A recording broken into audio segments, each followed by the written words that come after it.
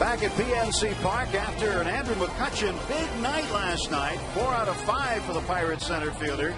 And that'll fit you, look great on you. Under bright blue skies on the North Shore, it's the Pirates and San Francisco Giants, Game 3 of a 3-game set. Hi again, everybody, along with Bob Walk. I'm Tim Neverett. Huge crowd last night, another sellout, and they saw a great ball game that came right down to the very last catch. Oh, it was Sky Blast. Sky Blast is all about drama, so somebody had to do something dramatic. Well, who was it? It was Millage. This ball, if it's not caught, is going to tie the game, and there's the catch, and a big smile from Lastings. I mean, it couldn't have ended in a better way. Came off the bat of Freddie Sanchez with the bases loaded and 2 outs, so the runners were going on contact. You're right, that would have tied it up for sure. But it's been the top 3 in the batting order that have made a big difference right now. Andrew McCutcheon, Neil Walker, and Ryan Doman. Yeah, I really like the fact that Doman got moved into that number 3 spot. It makes for a nice little package at the top, and you can see how it worked last night. There's fabulous numbers for all 3 of them. And these highlights we're looking at right now, this would be fun to watch for a while. Don't you agree? To see a highlight like this every night, these 3 guys chasing each other around the around the ballpark. But Neil Walker, who ends up hitting this extra base hit over into the right center field gap, he's the guy that's been key to the whole thing. Since he has been up, it's been kind of a new attitude in the clubhouse and definitely a different type of offense.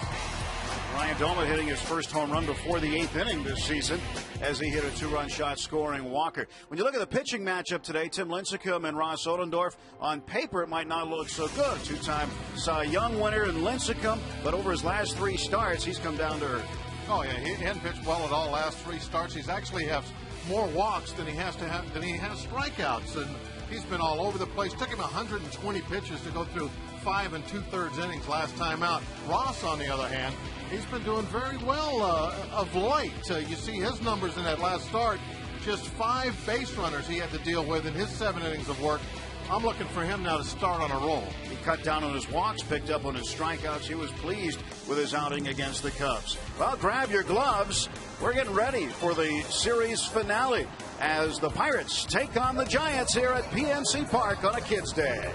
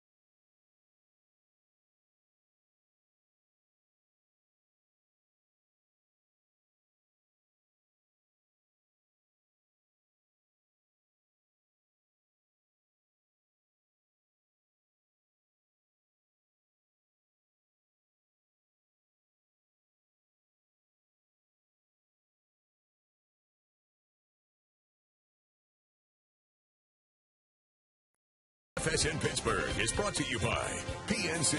PNC, for the achiever in us all. By Barrel Automotive, Barrel.com, definitely worth the click. And by your Toyota dealer, where quality, dependability, and good MPG all come standard. Toyota, moving forward. Great day here in Pittsburgh, and yep, the kids have figured it out. Team mustaches for everyone. Kind of been one of the behind-the-scenes themes for the Pirates, and the kids and other fans getting into it. As the Buccos take on the San Francisco Giants, trying to win Game 3 and take the series here. Teams have split the first 2. And last night, Andrew McCutchen. This mustache thing is getting big. It is. It is getting very big. That is a very nice mustache. An exceptional job of grooming today before heading to the ballpark. Bruce Bochy, who has a mustache too, sends out these guys against Ross Ollendorf. Brought to you by Toyota. Moving forward, Freddie Sanchez has had a good series. Couple of doubles, couple of runs scored. Sandoval, Huff, Uribe, Molina, Posey. Aaron Rowan moves down to the 8th spot. Tim Lincecum bats 9th. Take a look at Ross's numbers on the year. The thing that got kind of messed up was the base on balls. 20 walks in 31 innings. Just one more strikeout than he has walks, but just 2 of those base on balls came in his last outing. So I think that's a very good sign. He's starting to throw the ball where he wants to, and when he does that, he can be as good as anybody. Behind Ross Ollendorf in the field, the outfield from left to right, Lastings, Millage, Andrew McCutchen, and Garrett Jones. Also in the infield, LaRoche, Cedeno, Walker, and Jeff Clement back in there at first base today. Ryan Domet back behind the plate. And Ollendorf completes the battery. We couldn't have asked for a better day here today. We've battled the elements the last couple of days. We've seen the wrath of Mother Nature roll through town, and today it's cooled off a little bit. Beautiful. It's just great weather.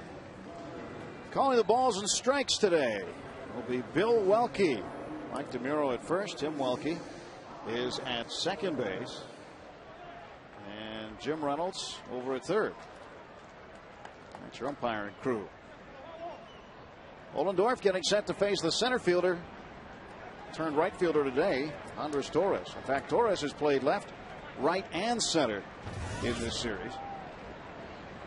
The first pitch of the ball game is in there for a strike.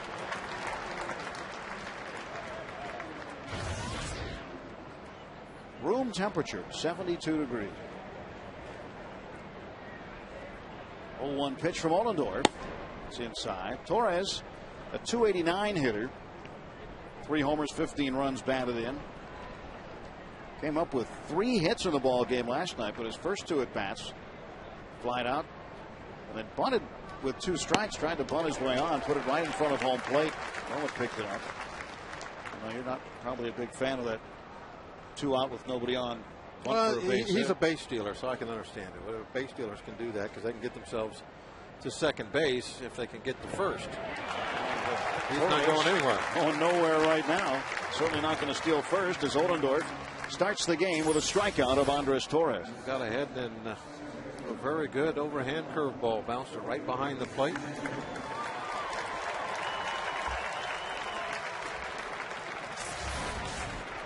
Ollendorf gets to face his old teammate Freddie Sanchez. Sanchez spent 6 years in a Pirate uniform, 3 times an All-Star. Oh, well, in the first 2 games back. 5 hits in the series, 3 of them in game 1, 2 last night, and he was at the plate with the tying run aboard with 2 outs in the 9th. Thought he might have hit one out of the ballpark, but Lastings Millage, the diving catch on the warning track, took it away from Freddie Sanchez, and the Pirates would win 6-3 last night. Quickly 2 strikes on Freddie. Yesterday afternoon, or yesterday morning, Freddie and his wife Elisa were up in Cranberry at the Miracle League field that bears his name. He and his wife made a sizable donation to make it possible, and he got to be the honorary pitcher in the game as he pitched to both teams and went up and visited with the head of the Miracle League, Mike Sherry. It's nice to see that just because he's moved on, that his interest in charity work in the Pittsburgh community continued. 1-2. Fouled away. Well, obviously, he was well liked there, not only as a baseball player with the All-Star game appearances, the National League batting title, so on and so forth, but also as a person and getting involved in the community and writing a sizable check like he did to make, at least help to make that possible at the Cranberry. Sanchez top. I think that might have been an All-Star jersey.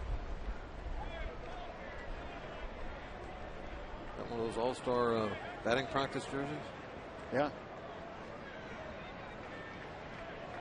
Sanchez, who got a piece of it, hangs in there with 2 strikes. Ohlendorf trying to get him out here.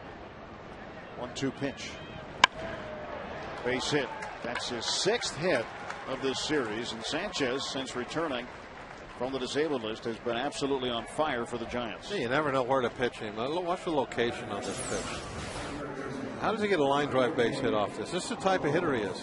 Look at that. That's maybe below the knees, about 3 inches outside, and he lines it in the left center. He is a bad ball hitter. 1 out and 1 on. He's the switch hitting third baseman Pablo Sandoval. 4 home runs, 22 RBIs. That's a slow start. Takes a ball. Sandoval hit in the 8th spot last night. Got a hit in the 9th inning that kept the threat of a Giant comeback alive. He was 0 for 3 prior to that. Ended up 1 out of 4. Here's Bochy putting him down at the bottom of the order. Takes some pressure off him. He'd really been struggling coming into this series. It's 1-1 now. Been hitting much better as a left-handed batter. The slugging percentage of 458. Not a lot of extra base hits from the right side of the plate.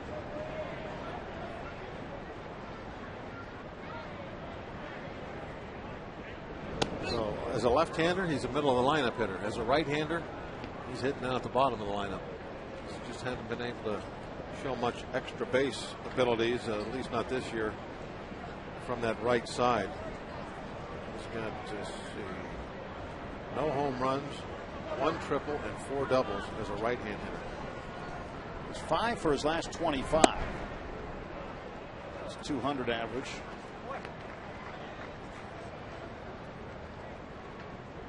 Two and 1 the count. Sandoval at third base last night had to go over to the railing a couple of times just beyond the third base dugout. Crashed into the tarp. Tried to knock it over a couple of times. Just go to it. If anybody checked to see if there was a dent in there, puts a dent in the baseball. Base hit to left, so he has had base hits in each of his last 2 at bats.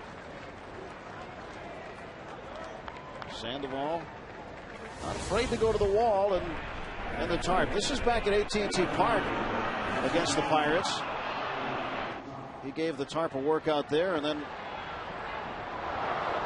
comes up in the front row. Watch his glove. Not that one. Now that first one, boy, he gave one of the fans quite a jolt as he was trying to grab that ball. Aubrey Huff playing left field. He was the right fielder last night. Played left field Friday. Takes a ball. He's blocked by Doman. And that ball in front of him. Actually, just 1 run in scoring position. Let's just replay again. Watch the glove. See the fan trying to make the catch? Wham! He was all right. And in fact, Sandoval kind of stayed there for a moment, talked to him, and said, "You okay?" He whacked him upside the head pretty good with that glove of his. Knocked his glasses right off.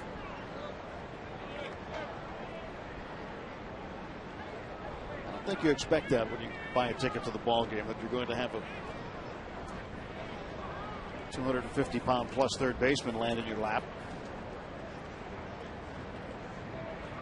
2-0 pitch, and Huff fouls it away.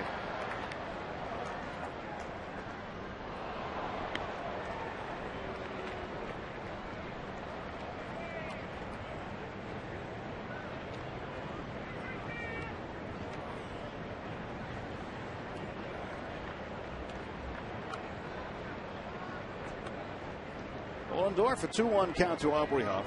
Huff had a home run Friday over the right field bleachers, but it did not make the Allegheny River. Fan was able to catch it on the Riverwalk. 2-1.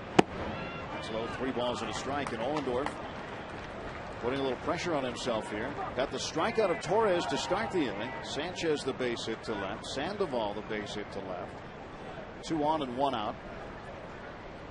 Very early in this year, and of course Ohlendorf missed a lot of time also, but he's been really good against these left-hand hitters to this point of the season. He's made a big improvement over the prior couple of seasons. I'm guessing that that improvement comes from a better changeup. That's normally a very good weapon to use against the left-hand batters. 3-1. That's ripped to right field. And Sanchez is going to get waved home. The throw from Jones goes to third, and Sandoval is going to be safe. Ball gets by LaRoche. Down to second goes Huff. 1-0 Giants. That's the first career hit off of Ross Ollendorf for Aubrey Huff. He'd been 0 for 4 against him prior to that swing. So 3 straight base hits. And the Giants have a run. Kind of a tough error to get. That throw was right on the money. Looked like a one-hopper right on the bag, but Jones is going to come up with the error.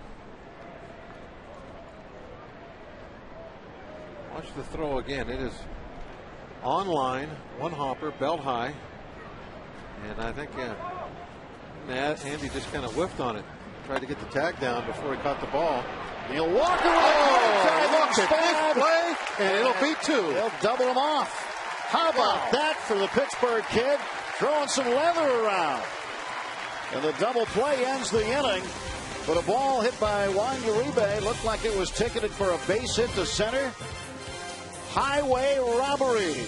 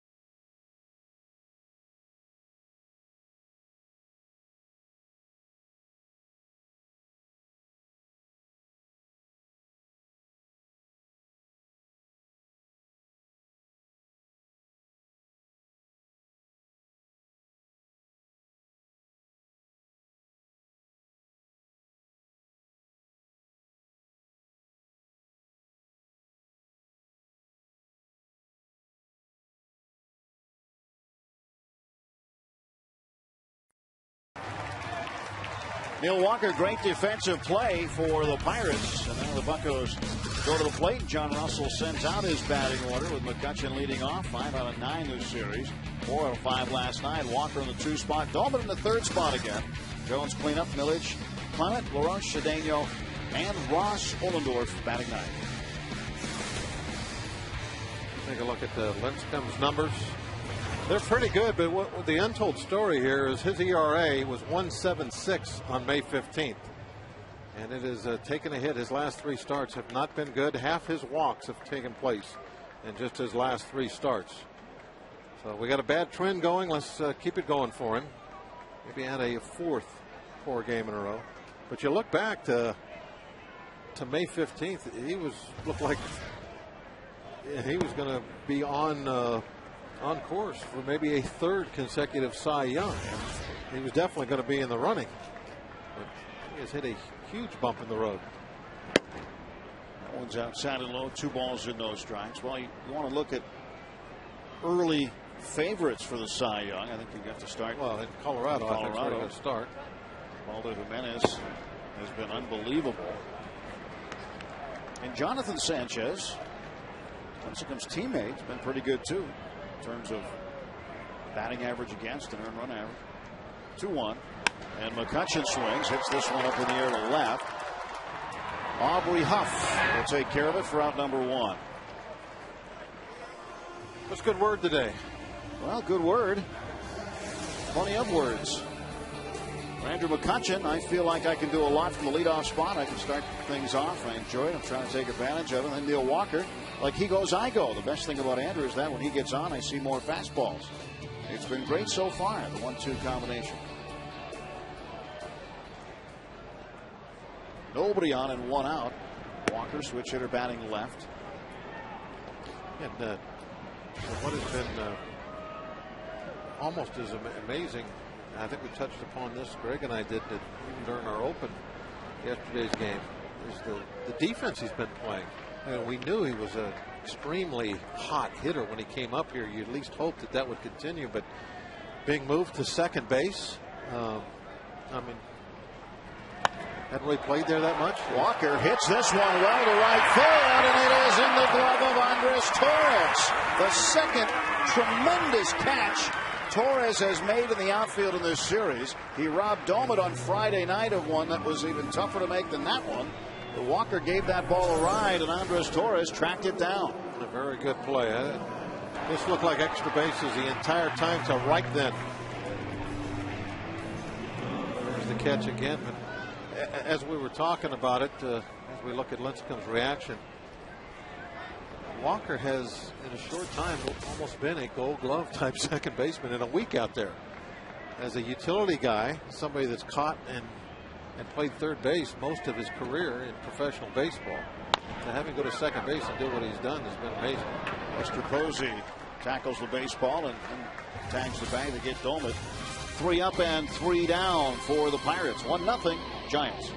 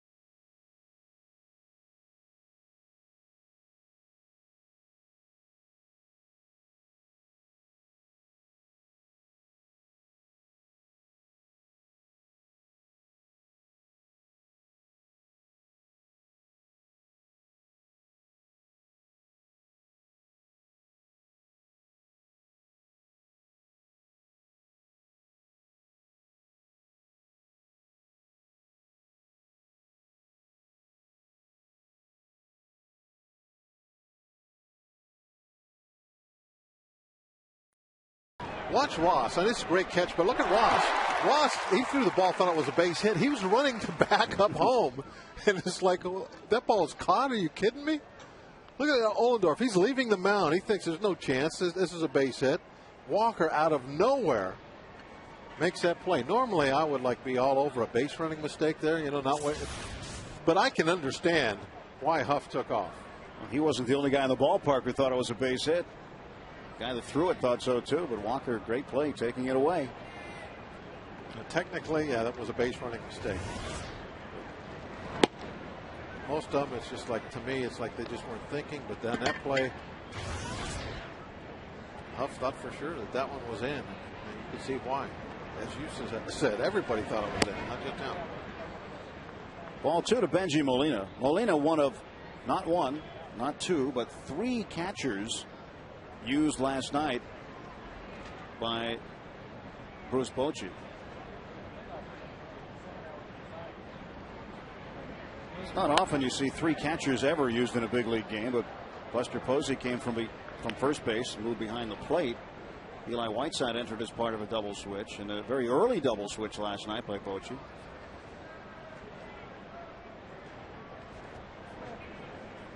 2-1 to Molina. Shallow center field.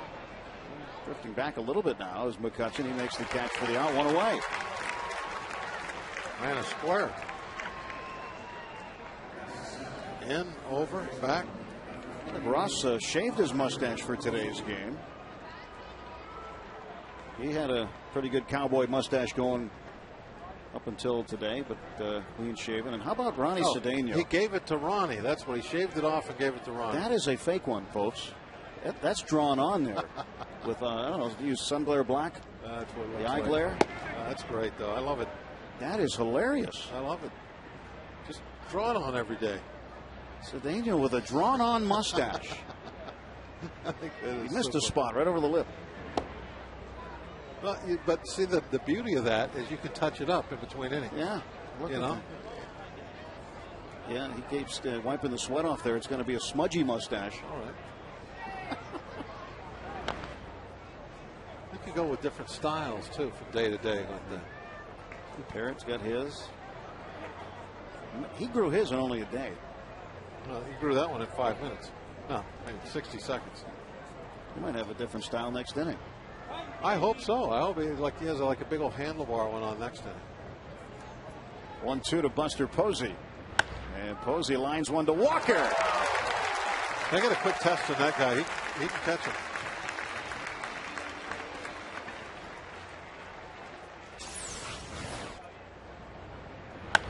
Didn't have to go anywhere. Just jump up. Adam played just right. 2 down for the Giants in their half of the second. Aaron Rowan, the 8-hitter.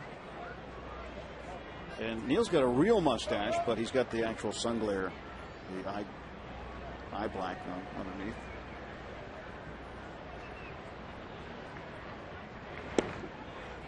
I think it's a nice thing, actually, that the team's doing. Bobby Crosby with the idea. Team mustaches, just something, anything for chemistry. Everybody's doing it.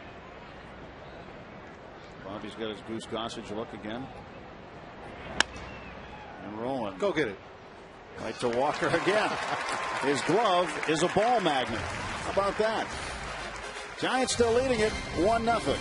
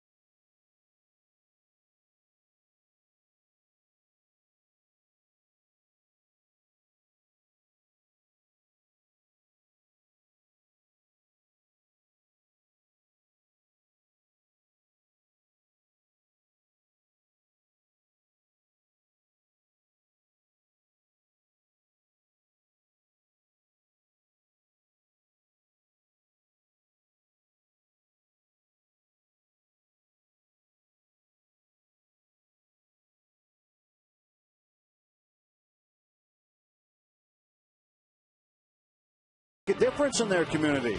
Go to peopleallstars.com and vote for your favorite everyday All-Star who could represent the Pirates and be honored at the 2010 All-Star Game in Anaheim, July 13th on Fox. Good-looking lid right there. And those guys, those young men, have their Andrew McCutchen replica jerseys on that were given out today. The kids 14 and under. He's got the real jersey on. A lot of folks here this afternoon. That was a very popular item. Garrett Jones looking for another hit. Only one in 8 trips against the Giants. Lincecum delivers a strike. Tim Lincecum, when he went to high school as a freshman, was only 4 feet 11 inches tall. So he went to high school. It looks like last year. Yeah. Fouled off. He's only 25 years old. He's not showing his age yet. He's still got that very young look to him. Barely weighs 170 pounds, 5'11".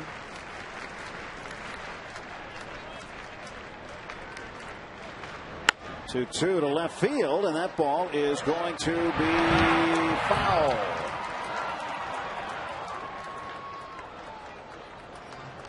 Would have been 2 bases easily for Garrett Jones. Too much slice on that drive. Had to be close because Garrett was off and running hard. That ball hit foul territory. He was already rounding first. A lot of times it's hard for us to judge up here as high as we are. Kind of cheap look at the base runner, the hitter. Watch what he's doing. Jones hangs alive with that foul ball. Check out today's PNC achievement. Pirates have homered in 5 of their last 6 games. McCutchen 2, Jones couple, Tolman, Walker, and Clement. PNC achievement brought to you by PNC, for the achiever in us all. And Jones gets one pretty well to right field. Torres doesn't have it. Pretty well as right, boy. And Jones in with a double. But Torres is totally fooled on that ball. Totally fooled. 12th double of the year for Garrett Jones. That ball had to have some great backspin on it for it to carry like that. It just would not come down. Torres was shocked when that ball got over his head. And he's catching everything in this series except that one. A lot of it has to do when it comes to carry and you know, hook and everything else. It's the spin on the baseball. We saw the ball slice and go foul a couple pitches ago. That was because of the spin. That ball had good backspin and gave it that little extra carry that normally a ball wouldn't have. Jones represents the tying run. Bottom of the 2nd inning. Lastings Millage 6th in the National League with runners in scoring position. 378 average with runners on either 2nd or 3rd or both. 0-1 to the right side. That'll get a man over. Good play by Posey. Millage is gone, but Jones over to 3rd base with 1 out. Millage made an out, but it was very productive. That was his goal. You know, you like to get a hit over to that side, but the main thing is hit the ball that way. You can see he really committed to it. It took a great defensive effort by Posey to get him out. Well, we have the runner at 3rd, just 1 out. Looks like the Giants going to play the infield back. So Clement will. Well, no, now they changed their minds. They're coming in. I was going to say all he had to do was hit a ground ball, but they've moved in now. He's got to hit a fly ball. And Clement hits a ground ball, but it's foul. Fielded by the soft hands of Carlos Garcia.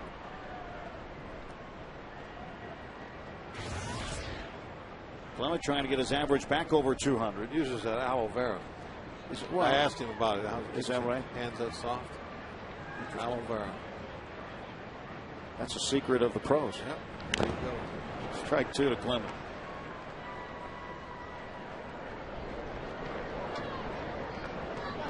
Long time infielder, big leagues. Tony Beasley coaching over at 3rd. Also an infielder by trade in his playing days. 0-2. Lincecum ready to go. The pitch, and Clement bangs a foul.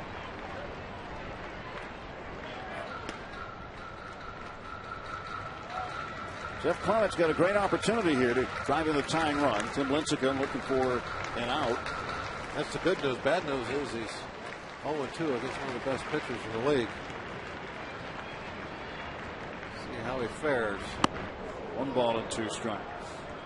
Well, last year, Lincecum won the Cy Young with 15 wins. And the Cardinals had Adam Wainwright and Chris Carpenter, 2 teammates, finished 2nd and 3rd in the Cy voting. To the right side, that won't get him in. Sanchez, quick toss to Posey, and there are 2 down. Last year, Tim Lincecum was absolutely terrific on the 27th of July at AT&T Park. Whiff, whiff, whiff. He counted them up. A career high 15 strikeouts as Lincecum kept on mowing the Buccos down. One after the other. Pirates do not want to see a repeat performance today. Strikeouts per 9 innings, our Barrel Automotive League leaders stat. Tim Lincecum leads with 10.42. Kershaw, Gallardo on the list along with Herron. And no strikeouts this afternoon. Hasn't had that strikeout pitch. Barrel.com definitely worth the click.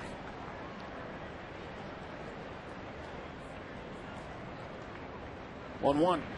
LaRoche. Sandoval will throw him out of the Pirates' strand a leadoff double.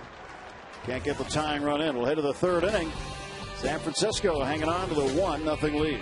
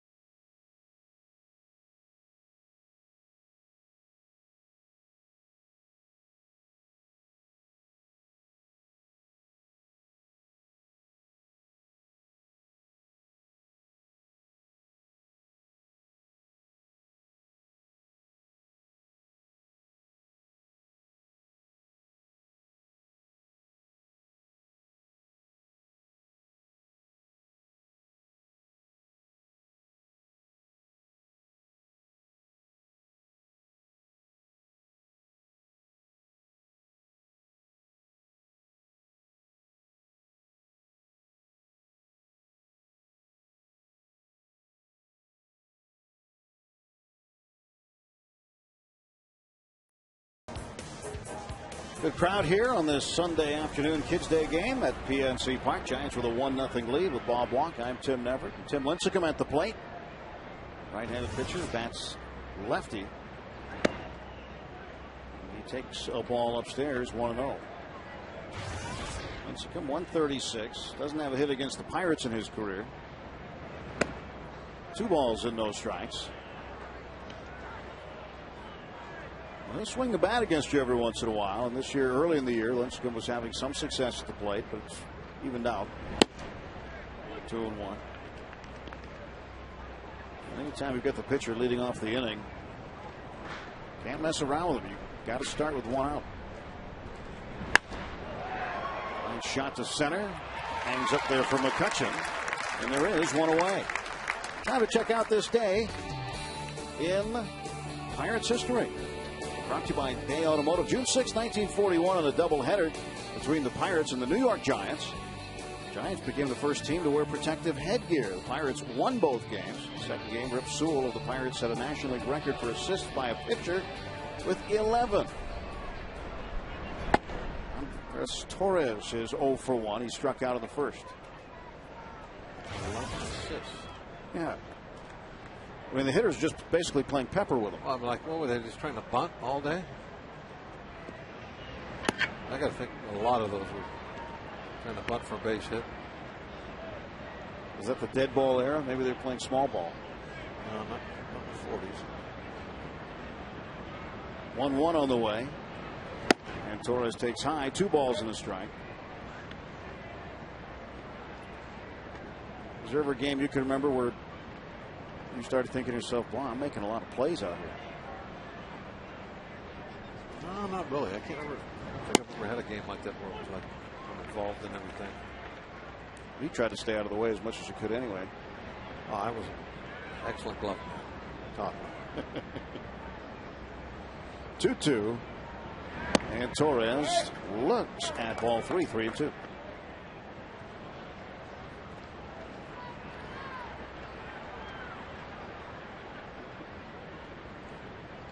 And Sanchez on deck. Those gold gloves that are on the suite level. I didn't see one with your name on.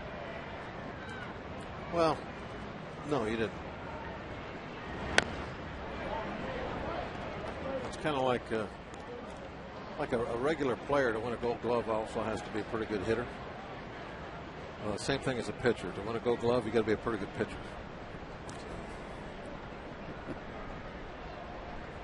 Not even has it nothing to do with fielding your position? Well, that comes secondary. Neil Walker not able to get to that one. And that's a base hit for Torres. The best defensive shortstop I ever played with was Rafael Belliard. I mean, he was as good as anybody in baseball. But he had a hard time keeping it over the Mendoza line most of the time. There was no way in the world he would ever win a gold glove. And Jay Bell, until he started hitting, he couldn't win a gold glove. You just get noticed by hitting. And then it was like, oh, okay, yeah, this guy can catch the ball pretty well. Sanchez singled and scored in the first. And Torres, who is a threat to run at first base. Torres with 9 steals and 11 chances.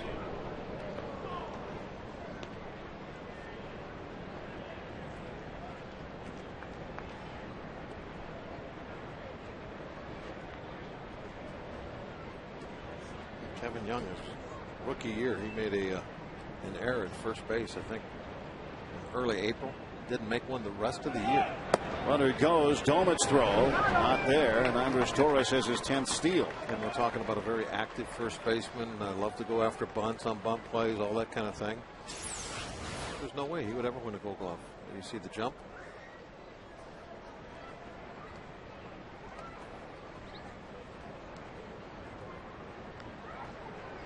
One hopper. And on the second. Torres in scoring position with 1 out for Sanchez. Ollendorf's 1-0 pitch. Outside 2-0. Just like anything else, if there's a vote involved, then it's at least partially a popularity contest.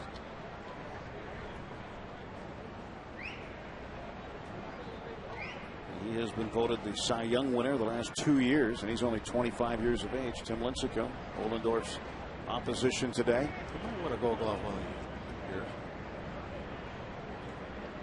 His silver bat. Maybe not. No, I don't think that's not a vote. Former Bucko and Giant Don Robinson very proud of the silver bats he got. Hitting pitcher. Told me he was the only pitcher in the league at the time that had his own bat contract. I believe it. Pick off attempt, and what a throw by Ollendorf. Right on the money, but the fingertips of Torres got in first.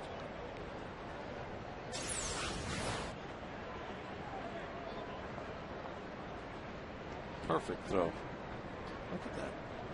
It was like to catch the ball, he had to make a tag. That's how perfect the throw was. 2-1 pitch. Strike 2 to Sanchez. Sanchez looking over there at his old friend the Parrot. Parrott's getting ready to make his cross-state drive here. Saw the vehicle today. It was down in the parking garage. Can-Am motorcycle he's got. 2-2 delivery. It's outside and the count is full. 3-2. Parrott is going to be driving a motorcycle across the state coming up later this month to raise money for prostate cancer research and awareness.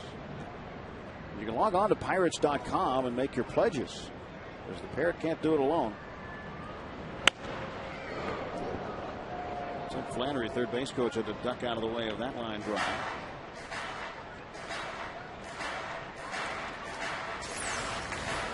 That's the third base coach. He's paying attention to Andres Torres, and whoop, not as close as it looked from up here. Look what I found. Full count to Freddie Sanchez.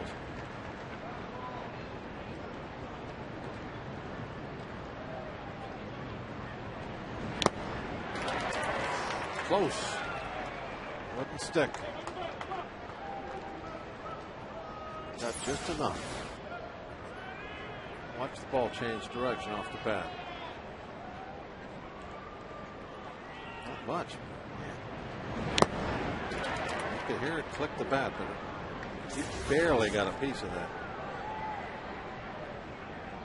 So another 3-2 offering from Ross Ohlendorf. Long check of Torres. Torres takes off. Pitch inside, ball 4, throw down, and another stolen base. Wow. Torres is taking liberties on the base paths right now. They got a great jump. And now they got a man at third with one out.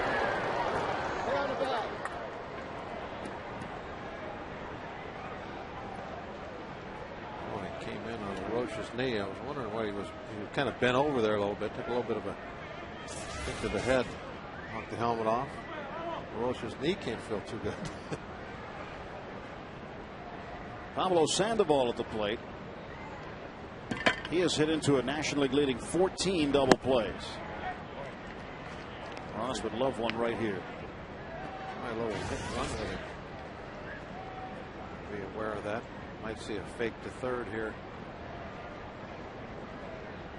But when you have a base runner like Torres who can run well, it puts pressure on the pitcher right away as soon as he gets on base. Now he earned his way on with a single, and he's stolen twice. Now has 11 steals, but I don't think you can undervalue the stolen base and what it does and how it can change an inning.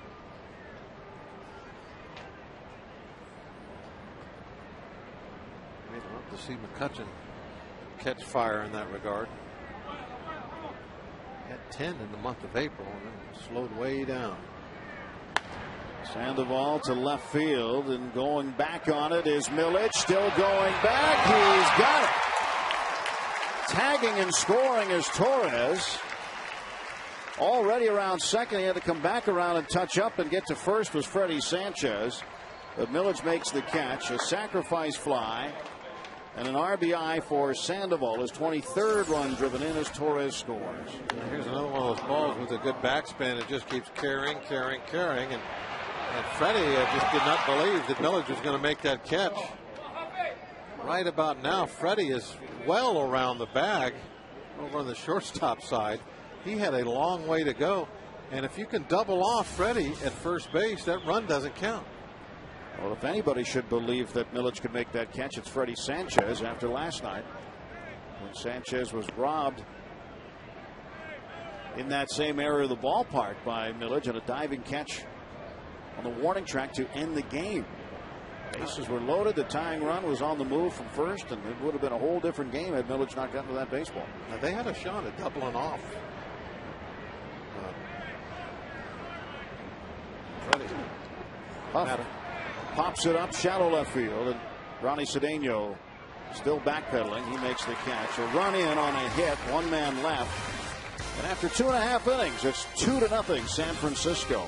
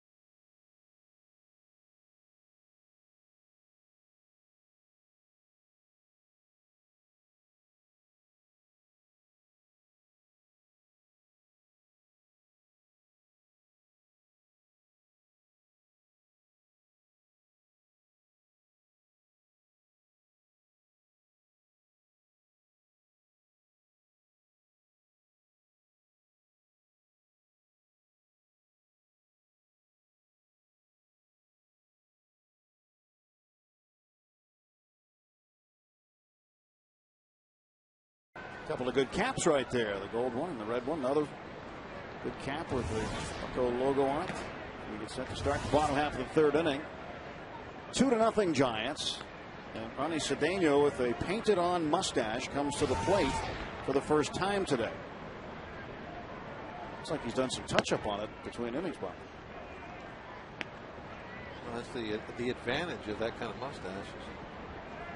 Fix it up anytime you need. Change styles. Ground ball to short. Uribe one hands it and throws out Cedeno. It was a close shave at first. And now if he goes 0 for 2, I expect to see maybe a little different style. So maybe a hand more coming up next time. Why stop there? Well, you know, go to the full beard. You know how superstitious they are. So Cedeno 0 for 1 with a fake mustache. And now Ross Ohlendorf. 1 ball and no strikes. Ross still looking for his first hit of the year. Go back to a series in Chicago when he tried to slug bunt to right. I was talking to him in the clubhouse about it the other day. He just laughs. He said, I thought I burned Fukudome in right field, and all of a sudden he came up with an amazing catch. And credit to Fukudome for recognizing what was going on. But Ohlendorf squared the bunt, pulled back, took a full swing, was trying to hit it up the middle, and he was late on it. Hit it to right, and it looked like it was going to score a couple of runs.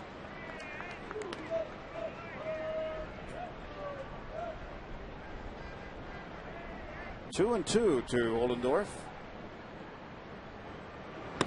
Pitch is high. No special plans for Mr. Ohlendorf when he goes to Washington with the Pirates tomorrow. Spent his offseason in Washington as an intern. He did say he's going over. He has no meetings or anything. Well, no, he did say he is going to visit the USDA. Go say hi to some people over there. And he is out. Today's AGH Sports Medicine injury update. Steve Pierce sidelined since May 24th with a sprained ankle. He's heading to Bradenton later today. He was out on the field working earlier today. And 15 games, 276. 7 walks, 5 runs batted in, and 4 runs. That's our injury update. Thanks to our friends at Allegheny General Hospital Sports Medicine, the official medical provider of the Pittsburgh Pirates.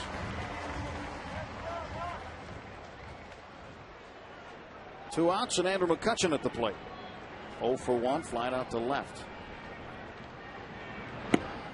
Lincecum delivers low.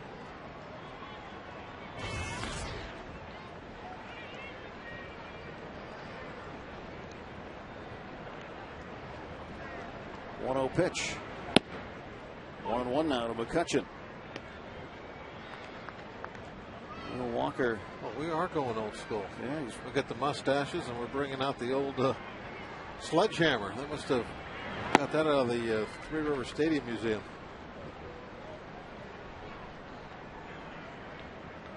Pirates used to always have a sledgehammer out on deck circle. I like it. It's like there hasn't been much refurbishing done on that. Yeah, they took that right out of the Three Rivers Museum. Go work on the railroad. 2-2 to Andrew McCutchen. Tim Lincecum winds and delivers. 3-2. Well, that's kind of throwing as hard as we've seen in the past. Fastball 90-91. Payoff pitch fouled away. 91. There's his range. 76 are off-speed pitches with the 93 topping out his fastball. A little lower than you would normally think, although I don't think Lincecum is throwing as hard as he was just a year or two ago in general, not just this afternoon. He's becoming more of a pitcher, using his pitches more. Use that pitch to strike out Andrew McCutchen. McCutchen now 0 for 2.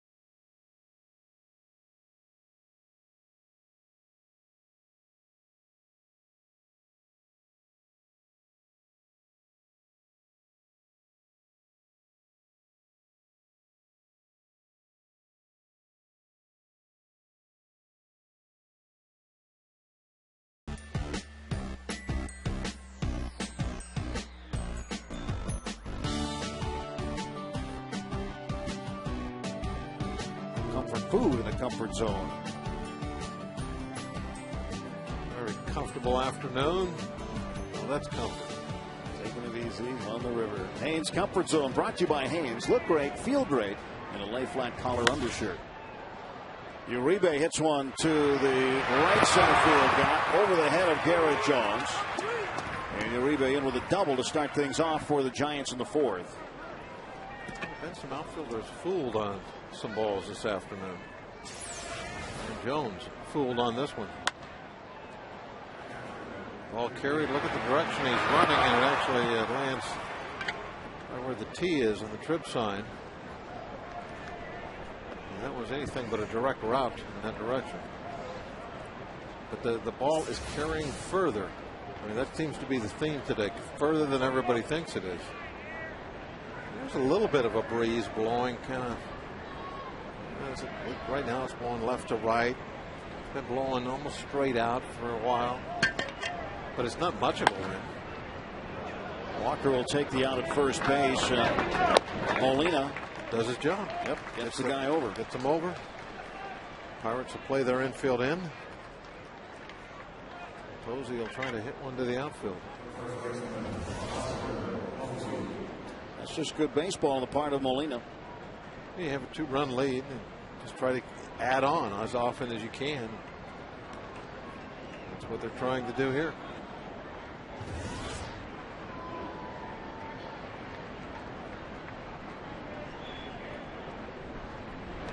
Posey takes the ball. The infield on the left side halfway. Walker a little deeper than you think on the right. And Clement at first, the only one in on the grass. They're still in to cut the run off, though. Strike on the outside. If they were going to give up the run, they'd be back on the outfield grass.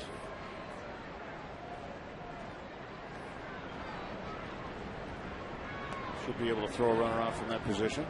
As long as the ball is hit firm at all, they'll be able to do that. 2-1.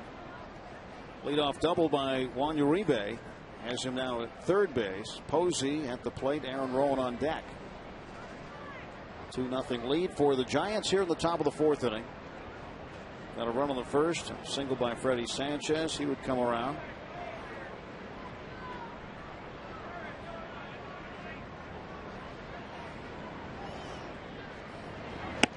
Aubrey Huff got the base hit that drove him in, and then second run came in the third inning.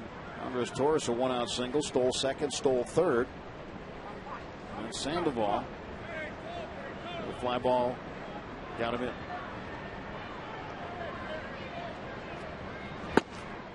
Three and two now to Posey. Buster Posey, #1 draft choice a couple of years ago out of Florida State. Oliver not giving in on the 3-1 pitch with a curveball. Didn't just throw a fastball because he didn't want to walk him. And at this stage, down 2-0, it was the right decision. And if you do walk him, you're still in a position now to where you can get a double play ball and get out of this with Rowan coming up.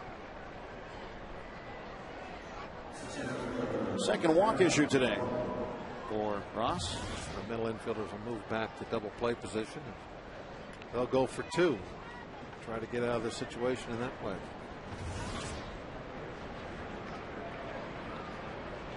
Rowan do that. So he lined out right for the second. Yep. Little looper behind the bag.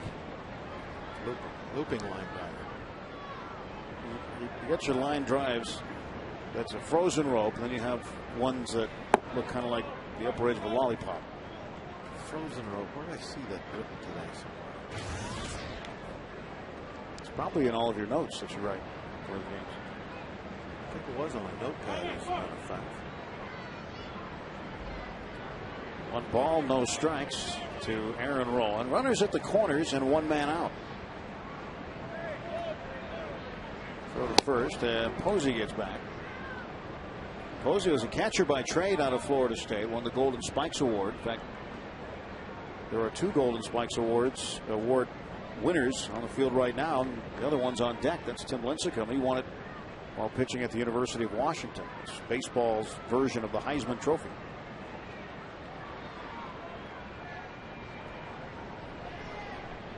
Oh, we'll wait. Bluff to third. Bluff to first. Nobody on the move.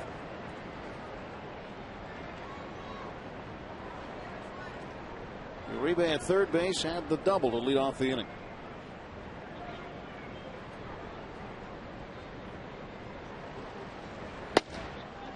And a lot of times that bluff to third base, it's effective even if you don't ever pick anybody off, because it keeps that runner at first base from leaving early. If they do, let's say, want to play hit and run, the runner at first now can't break until he actually sees the pitcher almost plant that front foot toward home. So you still might have a shot at the double play even though he's on the move, because he'll run late because he doesn't want to get caught on that fake to third. Uribe got out of the way. Ball hit right down in his general direction. Look at this, right over his back. Low bridge. That's a great shot we have, almost looking right down the foul line there. I love that camera. The look on Uribe's face. 2-1 to Aaron Rowan. 2 on, 1 out. The pitch. Able to pop up. Neil Walker. 2 down. If you're traveling this season, you can take the Pirates with you.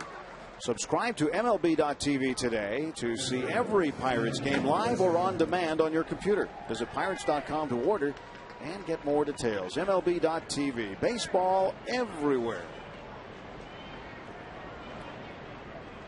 Ross gets the pop up now.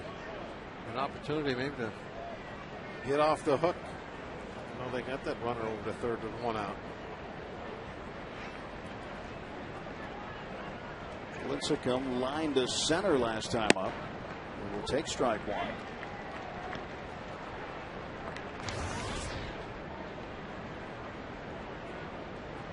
Thing in 1 the count. Former University of Washington Husky, 2-time Pac-10 Player of the Year, Pitcher of the Year. 1 ball, 1 strike.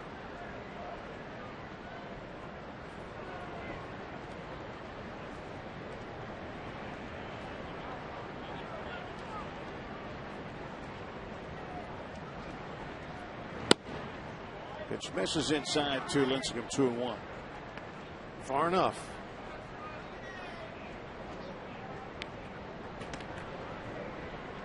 Don't mess around and go to 3 balls. You do that, then there's always a chance that you're going to walk the pitcher, and he's the guy you want to get out of this inning. To left field, and a bit of a run for Millage, but he's got it. And the Giants waste the leadoff double. Pirates strand Uribe. 2-0 Giants.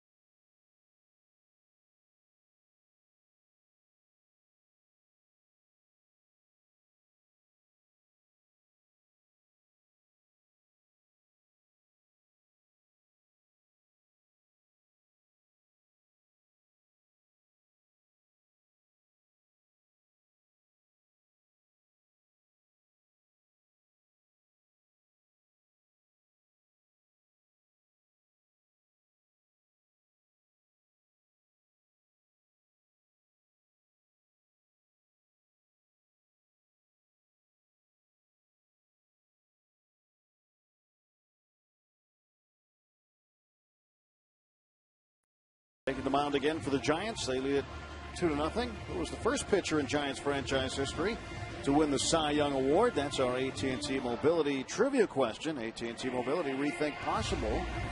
First pitcher in Giants history to win the Cy Young Award. Any thoughts? Well,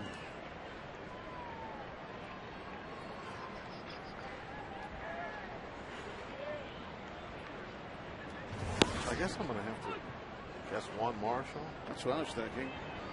I mean, I don't First even know. division that Did he win one? I don't even know that. I think so. When we show up to the ballpark, it's the first statue you see, so I thought of him earlier also.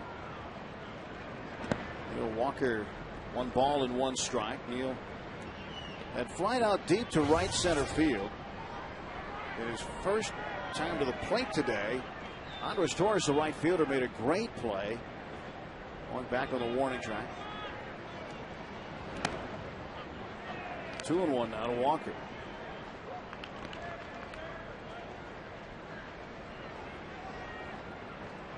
My guess, you probably have to go back to sometime in the 60s. That would be Marshall. 3-1 to Walker. Walker hitting even .350. First major league triple last night. Lincecum's 3-1. Foul back, count full. When did they start that Cy Young Award?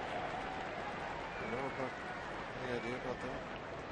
First year of the Cy Young. I mean, they had some pretty good pitchers that could go back far enough. They definitely could have won it, but I don't know when they started giving the Cy Young out. 3-2 is high, ball 4, and Neil Walker is aboard. Pirates have the leadoff man up. That means the tying run comes to the plate.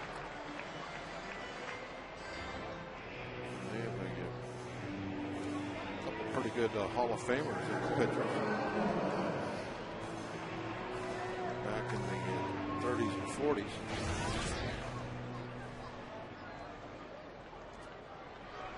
Lincecum now will face Ryan Domit. Domit bounced out to the first baseman Buster Posey. His first time up today. Takes a strike. Well, Lincecum's not having an easy time of it anyway. He's tossing a one-hit shutout right now, but it just seems like we're getting a little something at him almost every inning. And Ross is keeping him in striking distance. Well, I think it was 1967 when they started giving out.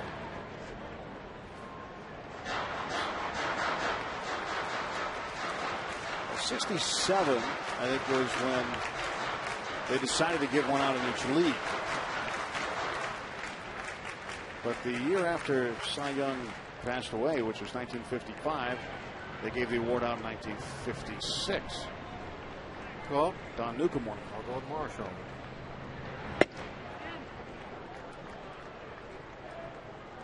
One and 2 to Domit.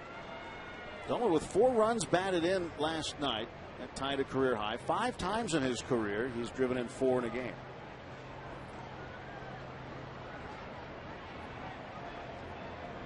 Walker, leadoff walk is at first base, and Lincecum delivers. And this one hit to shallow center. It is going to be caught by Aaron Rowland. Wow, what a play by the Giants center fielder to rob Ryan Domit of a hit. He really closed on this one well. My guess is he had a much better read off that ball than we've seen some of the outfielders this afternoon. I don't know for sure. I didn't pick him up right when that ball was hit. Wow, was that a great catch, though. Walker has to get back to first base. That's a tough ball for the base runner when it's that close to second, because you have to push it a little bit in case it's not caught. You don't want to get forced out. You see that every now and then. A shallow pop fly and it's not caught, but if it gets up into the glove on one quick hop of the outfielder, he makes a quick throw to second, and now it's a force play. Garrett Jones at the plate. Jones takes a strike.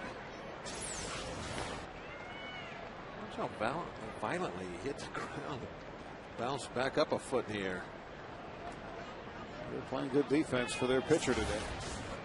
Getting dark, isn't it? Turn the lights on. The big cloud came over. Starting to move over the ballpark. 0-1. And Jones hits it pretty well to center. This ball is going back. It is gone! A 2-run home run, Garrett Jones. And the ball game is tied at 2. Well, that one made a great sound off the bat. You could tell by your ears that that one was touched off.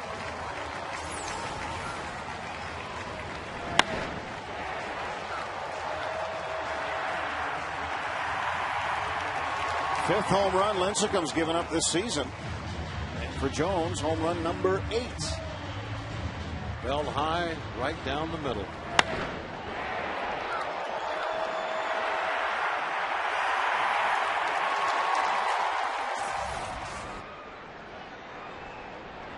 Hastings Millage takes strike 1.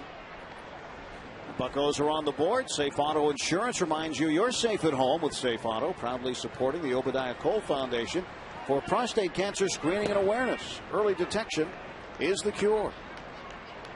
Just the second hit of the game, but it's over the fence and it's a tie score. And you just have that feeling that Lincecum not really locked in. I can see why he has struggled in his last 3 starts. He's not throwing all that hard.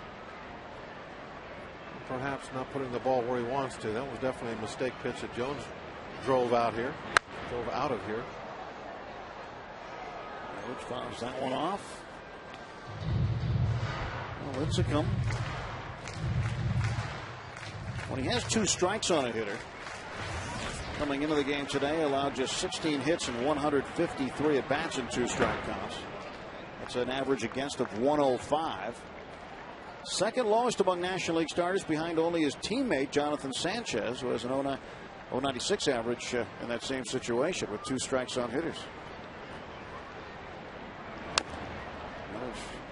Staying alive.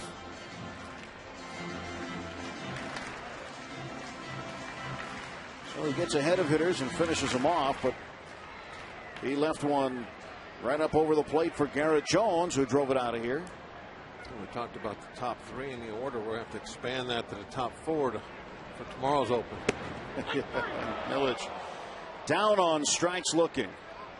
He thought that was going to be upstairs. You could tell by his reaction to the call that he did not agree. We'll see how much Molina brought that ball back down once he caught it. If that was a strike, why did he bring it down? There's your point. Why didn't he just leave the glove where it was? He knew it wasn't a strike.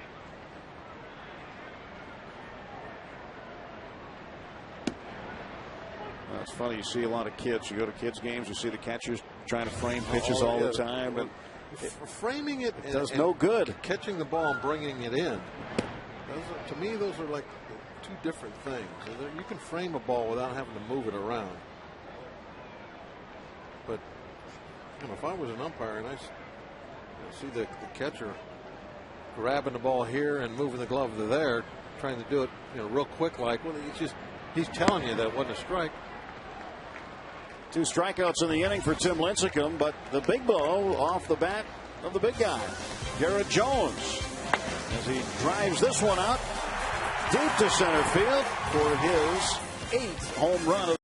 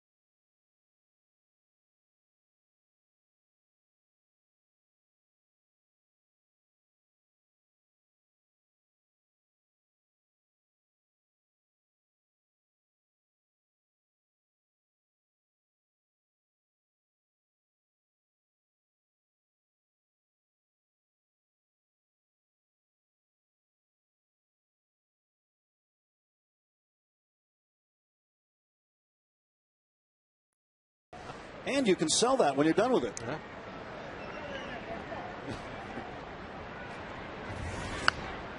Andres Torres, leadoff hitter and right fielder, starting things for the Giants at the top of the fifth. The boat's not going to take care of you in your old age like your kids will. Yeah, that is true. That's a fact. Well, it may if you sell it for a high enough price. But that boat probably wouldn't. Now, the boat going behind it right now, that one might, if you were to sell that, that could take care of you for a while. Yeah, I imagine that's a few dollars. Majestic. Gateway Clipper fleet. Great to see it. See it every day coming by the ballpark. I think that's got to be a great sight for people on board Majestic looking in the park. Put in 2 balls and 2 strikes to Andres Torres. Nice way to spend the day. A boat big enough that you can go for a stroll on. Yeah, just sit around the table, something to eat, a couple beverages, sightsee. I had a few years ago, actually it's a long than a few years, is went on one of those walking dam cruises Gateway Clipper had. That was kind of neat. To center field, and on the run is McCutchen, and he will make the catch.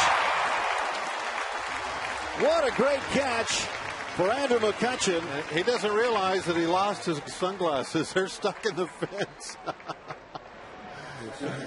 Wow. Oh, my. You see something new every day. I mean, he had a great read on this one. Got back plenty of time, and the glasses are gone. And with those glasses are so cool, they wouldn't even hit the ground. No, they stayed right up in the fence. We just wanted to get a better view.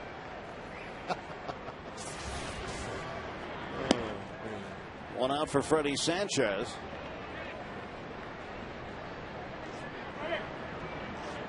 Not really a sunglasses kind of day right now. No, not with a big dark cloud that came over. They did turn the lights on, by the way.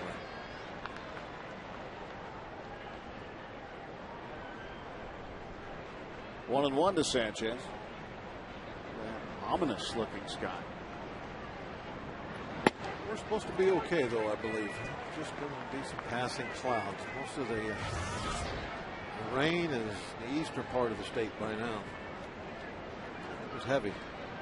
Ollendorf's 1-2. Ground ball left side, and that's through for a hit. Well, he can find the holes, can he? It's remarkable. 2 for 2 with a walk today. And also remarkable, the catch made by Andrew McCutchen off the bat of Andres Torres. Tremendous concentration. And one of the San Francisco relief pitchers, he's having a hard time. Oh, he's got it. He's just holding them up.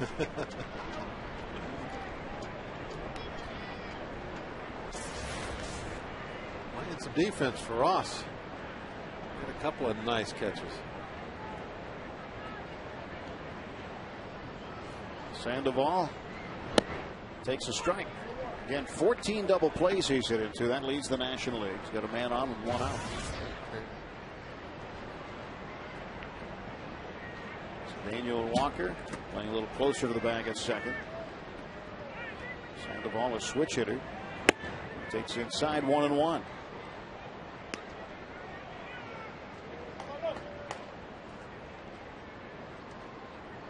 You can't move in that ballpark in San Francisco without seeing something with a panda on it. Turned into a pretty good marketing scheme accidentally by the Giants. Those are the best ones. That's a swinging strike. Yeah, Barry Zito gave him the name just because he said he looked like the cartoon character from the movie. It's the kind of stuff that people like, kind of sticks. Not the choreographed stuff that isn't real natural. It's so thought out.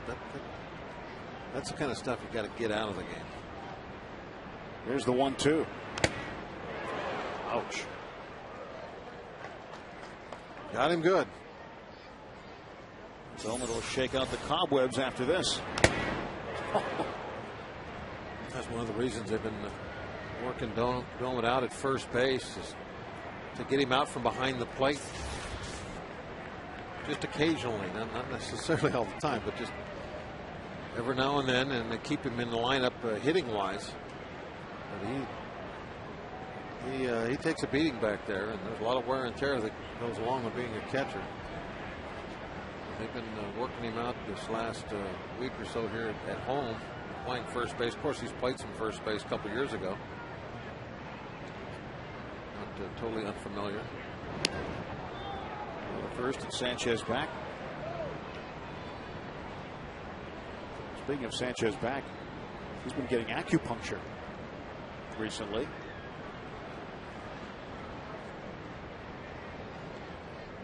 That stuff really work? He says it does. I don't know. I've never had it done, but saw him having it the other day, and yesterday we talked about it. There goes Sanchez, pitch fouled back.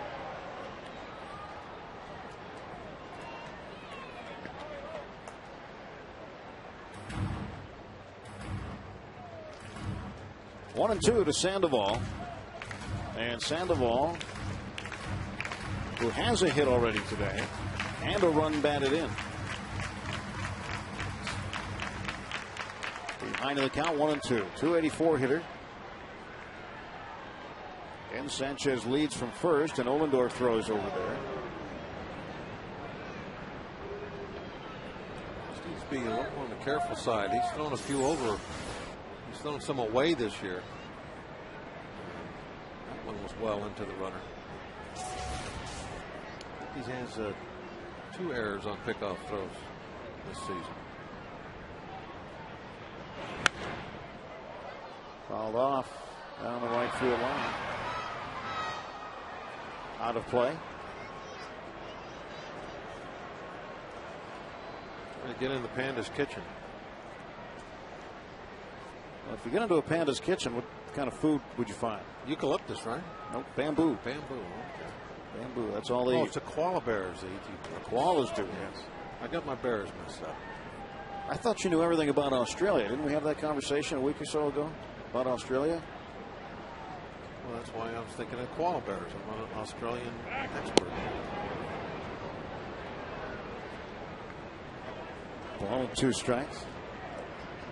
What's Pooh Bear like? Winnie the Pooh? He's a honey man, isn't he? Yeah, he's a honey guy.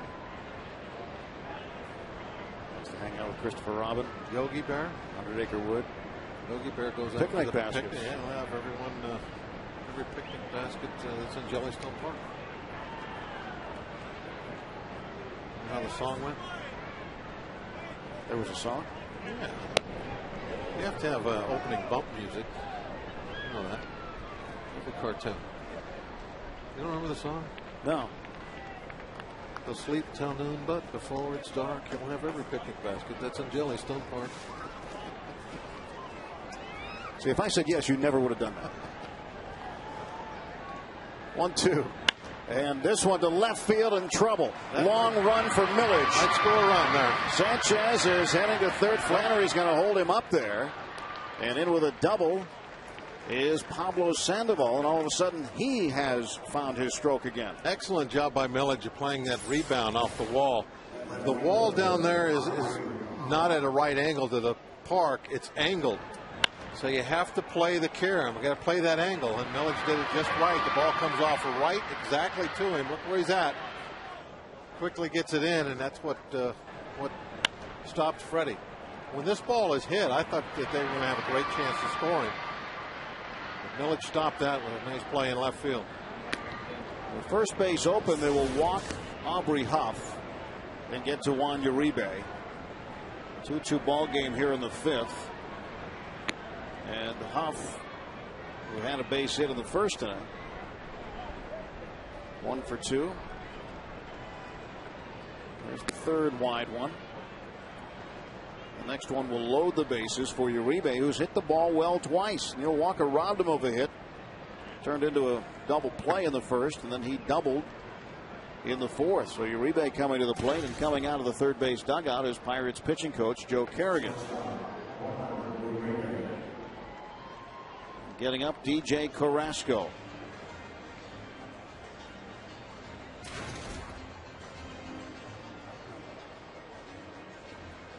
we have a moment. We get an opportunity to answer our AT&T Mobility trivia question. Who was the first pitcher in Giants history to win the Cy Young Award? Mentioned 1967. That was the year that they had split into American and National League awards. And how about that? 1967. Mike McCormick of the Giants, first to win it.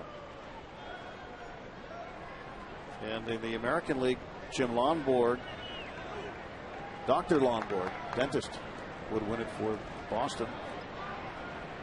Cardiac Kids would win that pennant in 67.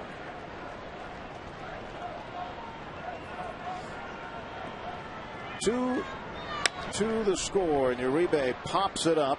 Sanchez will tag. McCutchen makes the catch, fires it to the plate, and made a play out of it, but Sanchez scores for the second time today. It's now 3-2 Giants. Ball thrown rather high in. Everybody was tagging. I wonder why the Giants didn't move up. Look how high that ball was. That was a rainbow in there.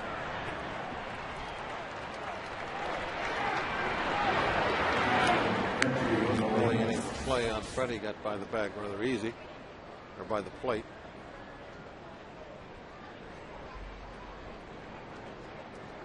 Two men out now.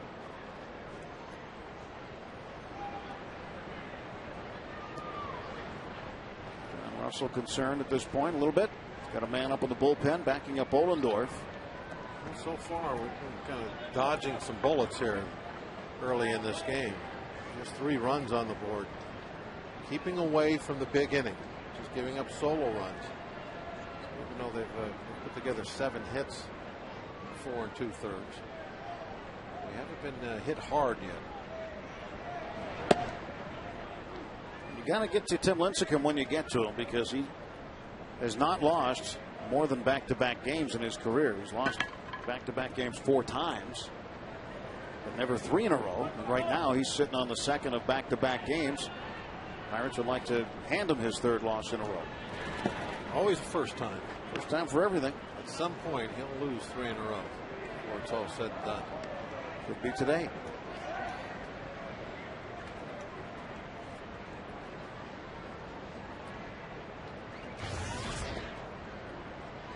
Benji Molina with 2 down, 2 balls, no strikes to Molina. Sandoval at second, Huff at first.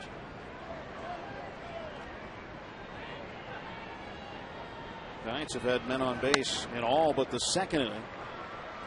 This is to Garrett Jones, who makes the catch. A run comes in, 2 hits, 2 left, halfway home, middle of the 5th. 3-2 San Francisco.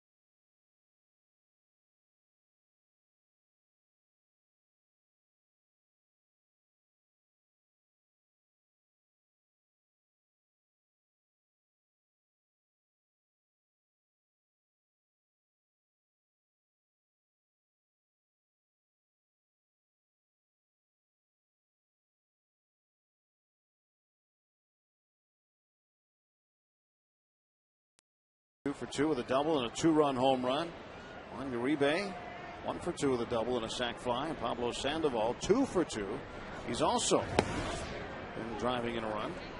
And here is Andy LaRoche to start things off. LaRoche followed by Cedeno and the pitcher Ross Ollendorf. Bob Walk, Tim Neverett, glad you're with us on this Sunday afternoon. Forget another afternoon game tomorrow. Tomorrow was originally a day off.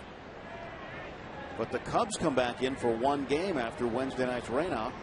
They're in Houston right now, trailing 3-1 in the fourth. And they'll come right back to Pittsburgh and pick up where we left off with them. Andy LaRoche flies out to right, 1 down.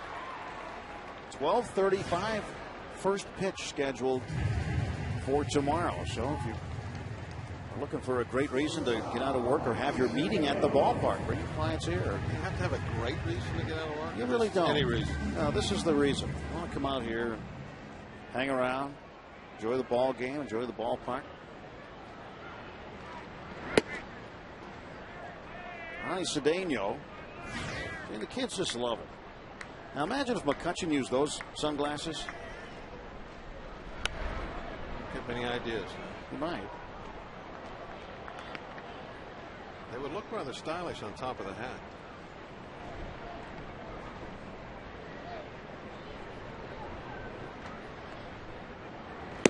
Lincecum deals a strike.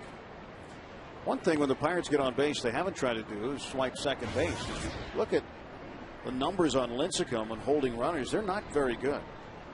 Dating back to last season, as Cedeno goes down on strikes, 2 men out.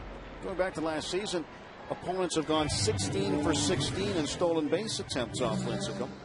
13 out of 13 this year.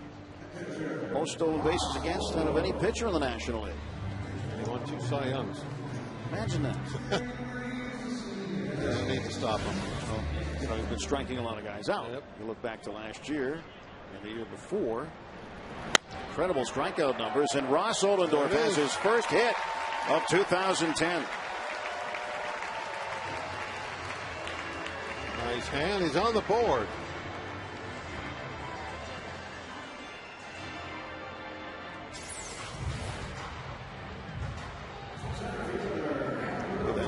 Hit the bat a little bit, but it doesn't matter. Actually, that's what got him the hit. If he would have hit a little bit better, that would have made it out. But just enough to get it out of the infield and fall in front of the outfield. Gets Andrew McCutchen up. So Ollendorf the timer. I talked about those strikeout numbers, and he did get McCutchen on a strikeout last time up. Last year, Lincecum with 261 strikeouts. The year before that, 265, the most number of strikeouts in a single season by a Giant pitcher. McCutchen up in the air to right. That one is into the glove of Andres Torres. Pirates will leave a man. We're on to the 6th inning.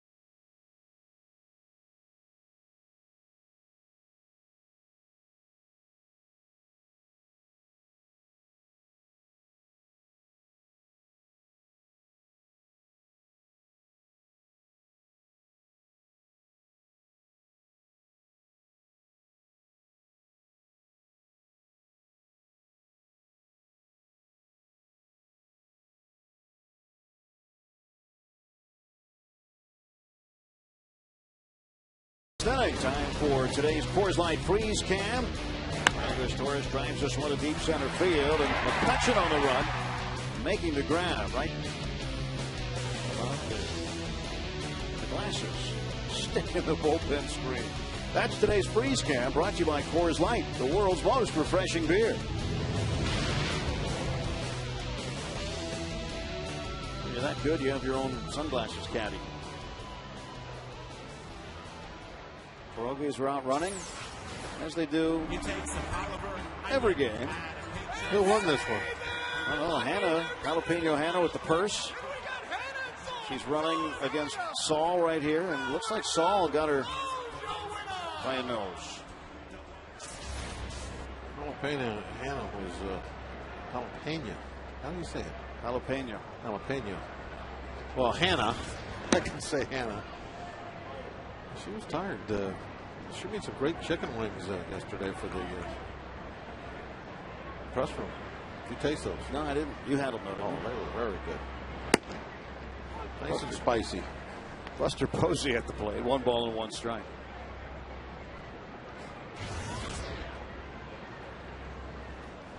Of course, I've never met a chicken wing I didn't like.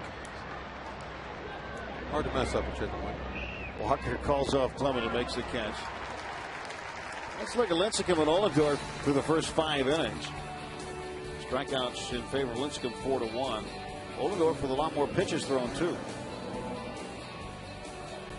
But the important thing, still a real tight ball game, just a 1-run difference. Ollendorf been able to stay out of any kind of a big inning. He's been scored on 3 times, but just solo run every time, and that's kind of your job as a starter. Stay away from the big inning. No crooked numbers. If you keep it close, and the offense can finally click. Offense got 2 runs in the 4th inning, and Rowan gets a base hit. 8th hit for the Giants. First hit for Aaron Rowan today. 1 for 3. If you stay out of any kind of a big inning and you're just giving up a solo run here and there, most of the time I think you're going to win those games. And, that's what it's all about, winning the ball game. There's Zach Duke, and there's Jeff Karstens. No crooked numbers on the board. Tim Lincecum 0 for 2. Should be bunting this time.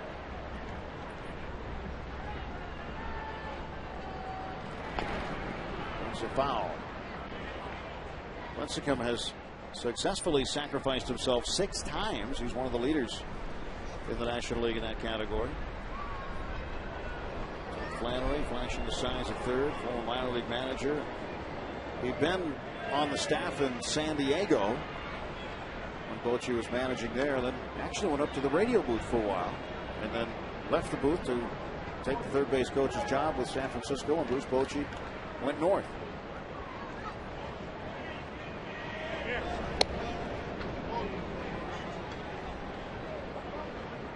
Bochy did a pretty good job in San Diego.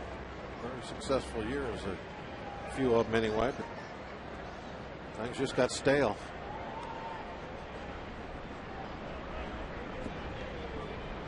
So now he's moved up the coast. There goes the runner. Hit and run. And Lincecum, who squared, then pulled back. Playing a little hit and run. Fortunately for the Pirates, he fouled it off.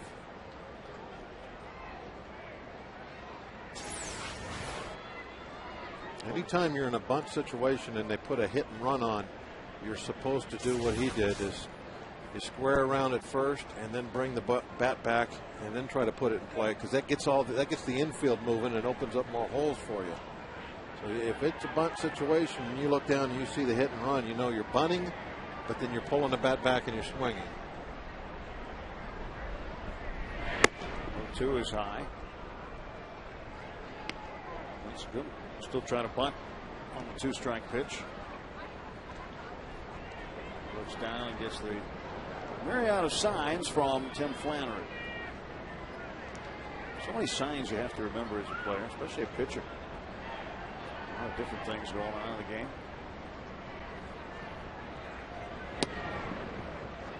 And you look down there, you got a bunt, hit and run, squeeze, take.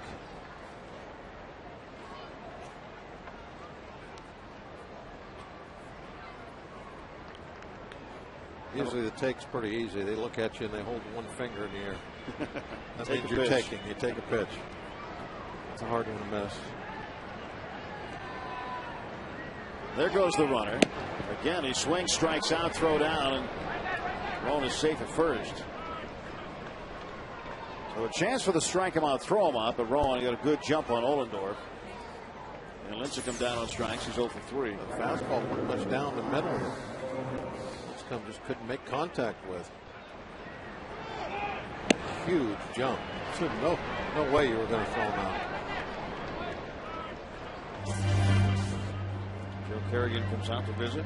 We were talking about signs. Not only you have to worry about what the third base coach is doing, but as a pitcher, now you've got your signs in your different series of signs with your catcher. You've got to be aware of the defense at certain times in certain situations. So there's a lot of unspoken things that you get your bunt defense signs. And what does the sign say? The sign says the Vincentian girls softball team has 3 sisters playing together.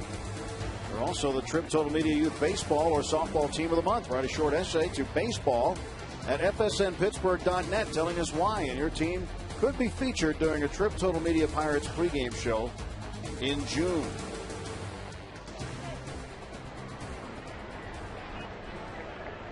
On the bunt defense, let's see, you got regular defense, spin move, and the wheel play. So there's 3. Torres takes ball 1. You get usually got 4 pitches. So there's 4 more. Then you got a pitch out, step off, and a pickoff throw. So add 3 more to that. And then you get the squeeze, bunt, hit and run, take.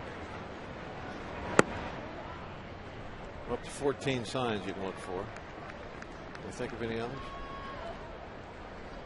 Let's see. The home run sign.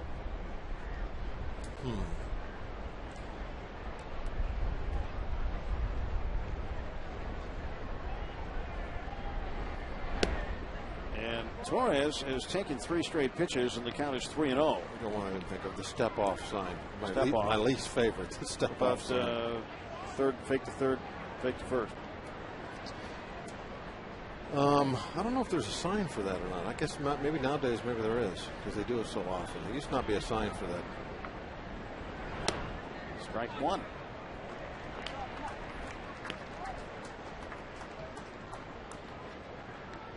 But then as a pitcher, now you have all your pitches, but then when there's a guy on second, there could be a whole other series of signs. There could be a series of signs depending on the count with men on base. To left field, and Millage makes the catch, and that does it. Nothing across for the Giants in the top half of the 6th. For the Pirates, Walker, Doman, and Jones.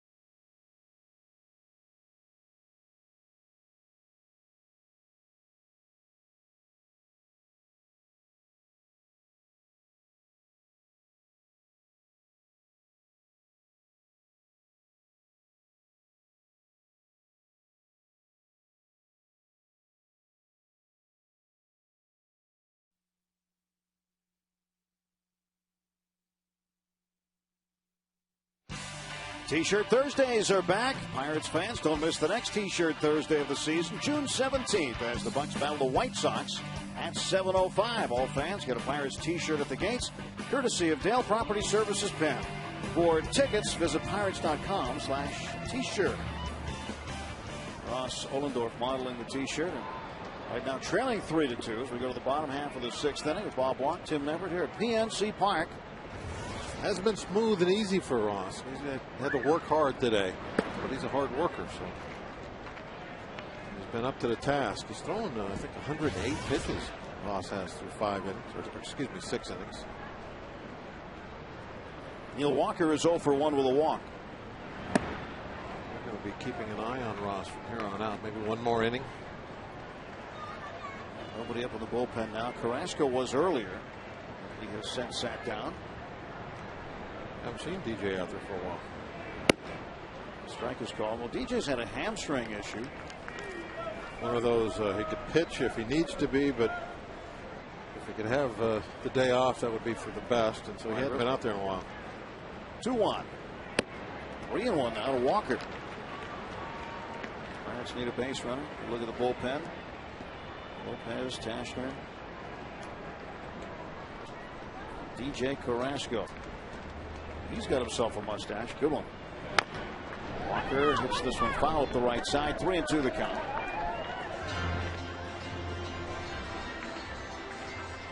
You know, if he grew his hair a little longer in the back. The mustache is coming in very nice. Yeah. Like the little tails that are kind of turning down there at the end. That's some serious facial hair. It's getting itchy, too. Payoff pitch to Walker. High ball 4, and Neil has walked for the second time today. Little buddy out. Leadoff hitter aboard. Let's go. Middle of the lineup. We'll bring up Ryan Doumit. Doumit 0 for 2. Doumit rounded the hit last time up. Aaron Rowan got a good read and a good jump on a ball that was dying in short center field. Came up with a terrific diving catch on it. Doumit had a home run in yesterday's game.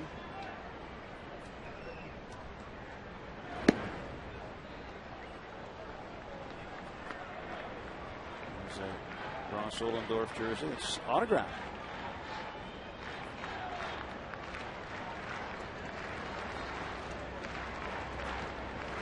Got to really arch those letters to get them all on the back of that shirt.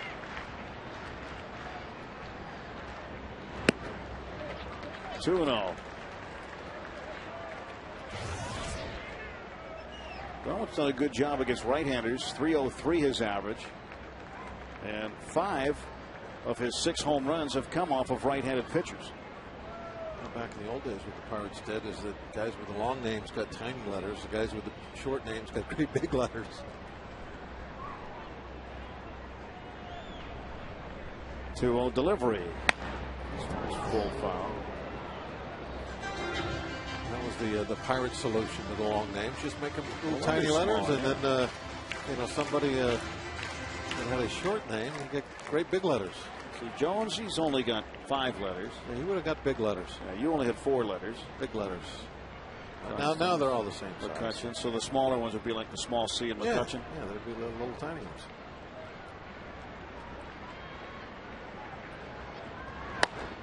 That's down the right field line and fair.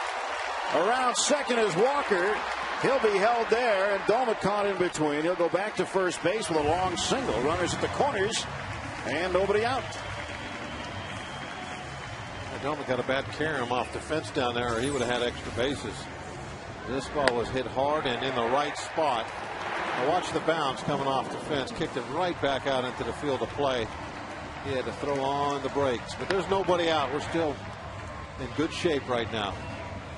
That ball was a foot to the left. It had been down in the corner. He might even have got an RBI out of it if it would have been a foot to the left. Walker runs very well. Garrett Jones having a day so far. Double and a home run. He's got 2 on, nobody out. Pitch by Lincecum is a strike. Pirates with a great opportunity here to tie this ball game. Neil Walker at third base with no one out. Pirates trailing it 3-2. The 0-1 pitch. Nothing in 2.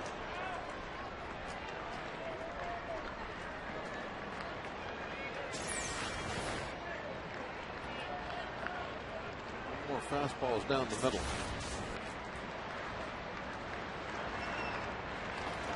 He's going to go for the strikeout pitch now. Whatever he thinks he can get by him. Pulls a foul. Take a look at the Coors Light cold hard blast as we go back to the 4th inning. Garrett Jones sees that pitch, belt high, and goodbye to the center field bleachers for home run number 8. It's the cold hard blast from Coors Light, the world's most refreshing beer.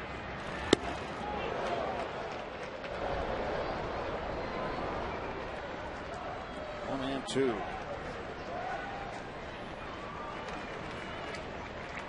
A lot of room out there for Jones. He'd just settle for a fly ball to the outfield. We'll get Walker in.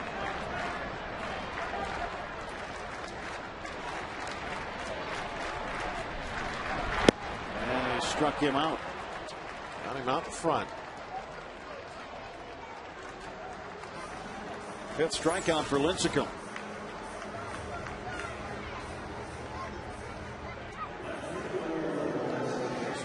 Quick. He couldn't stay back long enough. You can see the bat is through the zone before the ball got there.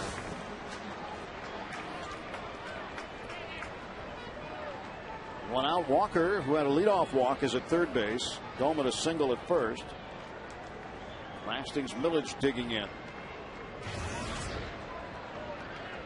And you talk about strikeouts again. Lincecum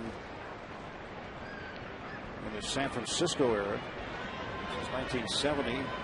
1 and 2 on the list in terms of total strikeouts in a season. 265 in 08, 261 last year. Millage, line shot, base hit, tie ball game. Walker touches home, and it's 3-3. A different hitter with runners in scoring position. RBI number 16 for Lasting's Millage.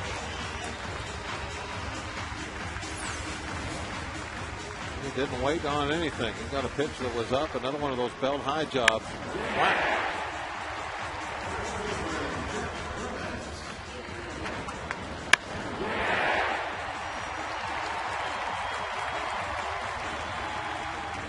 Dave Righetti, the pitching coach, comes out and is having a word right now with Tim Lincecum that Walker has scored for the 2nd time today. He has crossed home plate for 2 of the Pirates' 3 runs. Tim Lincecum finished with his visit. 22 pitches in the 4th, 16 pitches here in the 6th for a total of 90. Last time out, he didn't get out of the 6th. He's in the 6th now, and he threw 120 pitches. One gets away and slowly rolling to the backstop, and both runners move up. Doman to 3rd, and Millage in a scoring position at 2nd. That is huge right there. That is huge.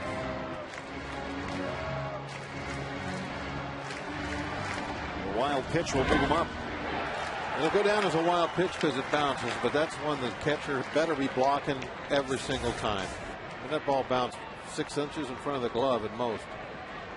A couple runners on base, you got to keep that one in front of you. Sergio Romo throwing. And Clement looking to make some contact here. 1 out and 2 aboard. Tying run 90 feet away. The untying run, I should say. Walker tied it with his run scored. 3-3 is the score, and Dolan representing the go-ahead run. Some insurance at 2nd.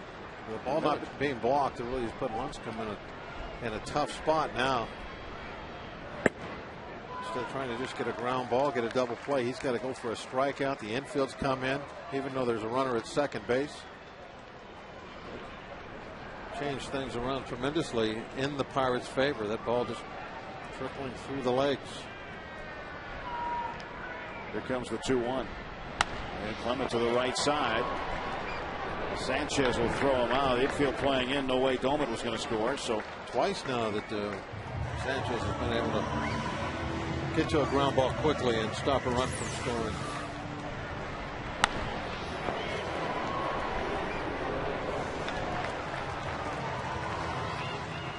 Still an opportunity here for Andy LaRoche. Andy's 0 for 2, grounded out to third in the second, flying out to right in the fifth. Andy's hitting .247, .258 with runners in scoring position, facing Tim Lincecum. Fouls it back for strike one. Leadoff walk to Neil Walker. Domet a single to right. And then Millage, a base hit to left, scored Walker. A wild pitch moved Domet and Millage up 90 feet.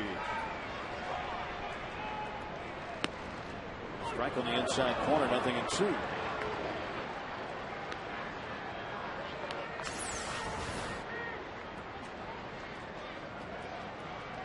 See Molina pulling that ball back in, but ball plate umpire Bill Welke had his mind set to call that a strike anyway. Comes up and in, 1-2. If things went a different way, Andy's brother Adam would be playing against him today as a member of the Giants. Adam turning down a 2-year, $15 million offer in the offseason to play for San Francisco. And when he turned that down, the Giants went out and got Aubrey Huff instead. Now Buster Posey, who's been called up, playing first base mostly every day. And LaRoche strikes out. 6 strikeouts for Lincecum, but the Pirates do get one and tie the ball game at 3.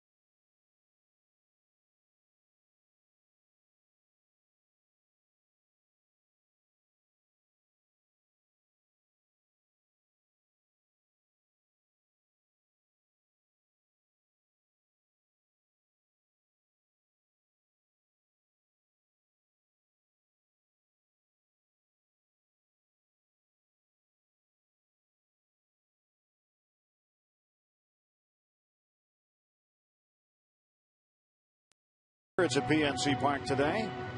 Third annual Pirates Charities on FSN auction live from the Trip Total Media Hall of Fame Club is Thursday, June 17th.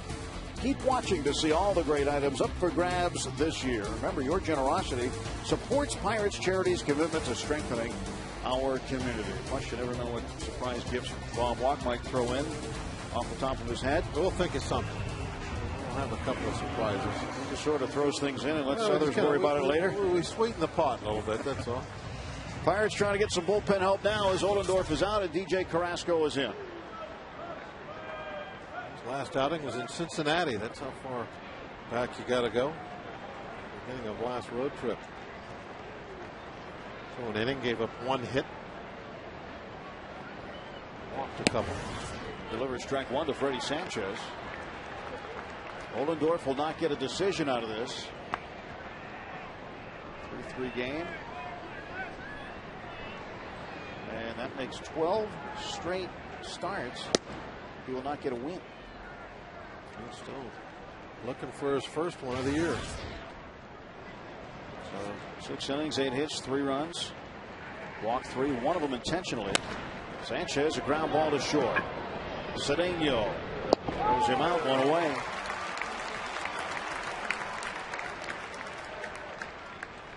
Did he shave his mustache? Yeah, he shaved in between innings. Look at that. He had a fake mustache that he had drawn on there. Trying his luck now without it.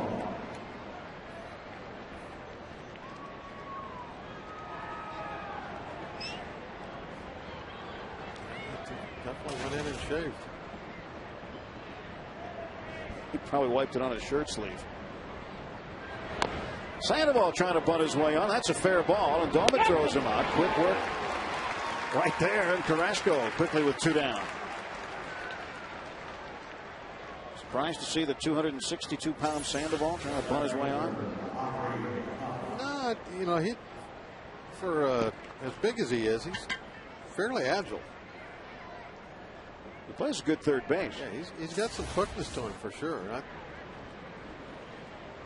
think he'd be a tough out if he got a good bunt down. That was just a very poor bunt. He left it right there in front of the plate. Huff was intentionally walked back in the 5th. He's 1 for 2 otherwise. Pitch inside, ball 1. Team went to the High Sox this week. Now some are doing it, some aren't. DJ Carrasco's wearing the stirrups. Ooh, and Huff got plunked.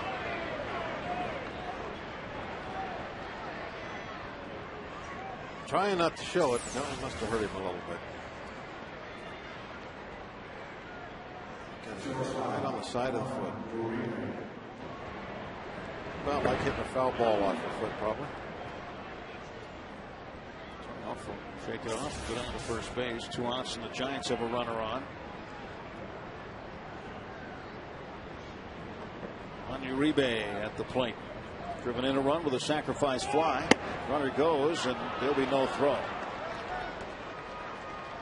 Huff's foot doesn't hurt too badly. Doma trying to be a little too quick with that one. Giving up a couple of steals. I think he had a shot there. The pitch was up. Looked like it was a good one to run on, or excuse me, throw on. Oh yeah, high fastball. A good pitch to throw on. He tried to be too quick with it, messed up the exchange.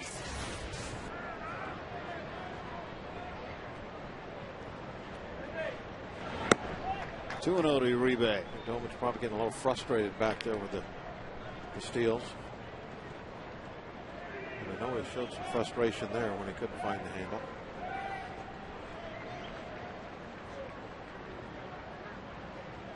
Two outs and the 2-0 pitch coming. Uribe fouls it off to right, 2-1. Top of the 7th, 3-3 ball game. Good one here on the Sunday afternoon. Recue it and do it again tomorrow, an hour earlier. Makeup game with the Cubs. You can come down here, PNC Park. Game's not going to be on your schedule. This is a makeup game tomorrow. They're looking for work. Pitch popped up back of the plate. That's out of play. If anyone's ever played a split doubleheader with 2 different teams. You know, I was thinking of that while we were sitting there in a rain delay the other night. I looked at the Giants schedule and I looked at the Pirates schedule, thinking of a possible makeup day if we had to miss one of these because the Giants don't come back. When we go to Oakland, they play Boston at night. We could play the day game against San Francisco and been the home team. Ground ball to short, and Cedeno long throw gets it. But that scenario is not going to play out because we are getting these games in. So Carrasco does the job and gets out of the top of the 7th. Stretch time, middle of the 7th.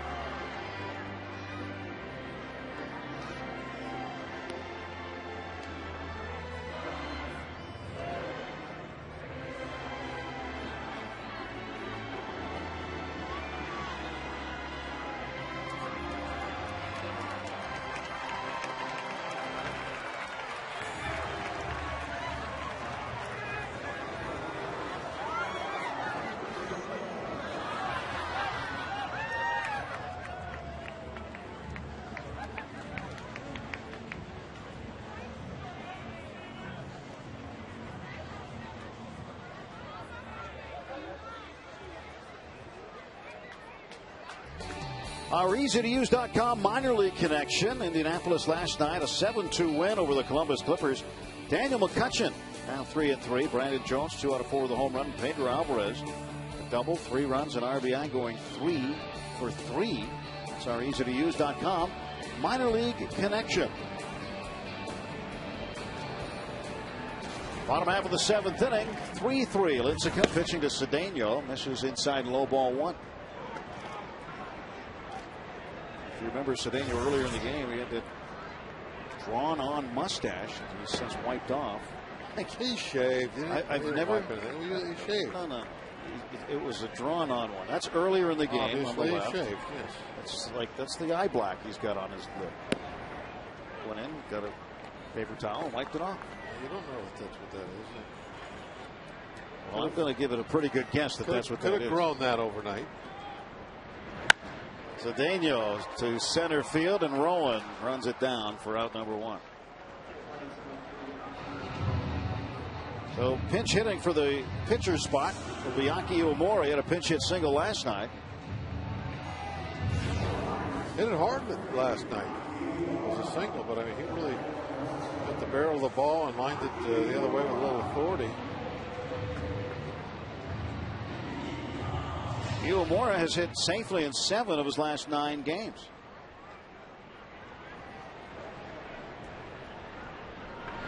Takes outside.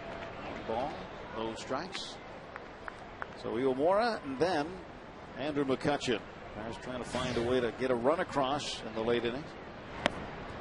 When you talk about bullpen work, Pirates bullpen has been very, very good. And the Giants bullpen has also this year been very, very good. Pens fire some fastballs at you, that's for sure. Neil Huntington, one of his first things he did was start acquiring power arms. 2-2 now to Iwamura. Certainly has paid off in that bullpen.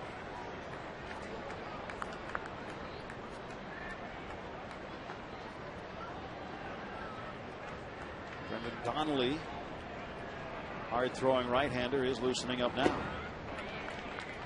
Iwamura works a full count, 3-2.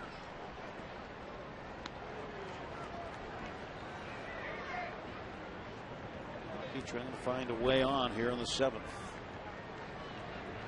McCutchen would like to get him over and in. 3-2. Swung on, well hit to the gap in right center field. That ball's going to get down and go to the wall. A ground rule double. Went over the railing and hit a fan, apparently. And now the go-ahead run is in scoring position for the Pirates. They got 3-2 count. And got to throw one pretty much down the middle. They got to make a pitch that the hitter can handle. You don't want a ball 4. He got it, bouncing into the seats.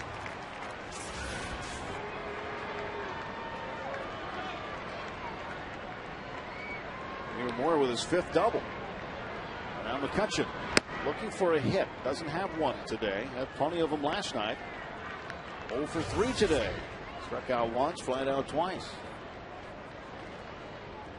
1 man is out, 1 man is on. A great win this afternoon if we could get it.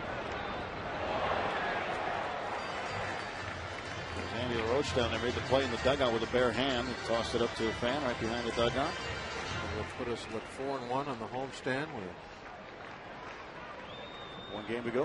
Yeah, chance to go 5-1. What a great stand that would be. But there's work to be done. McCutchen up in the air to center field. And we'll have it. Iwamura is going to get back to the bag. 2 down. And tomorrow, get our first look at Dana Evelyn, the left-hander. Newly acquired starting pitcher for the Pirates.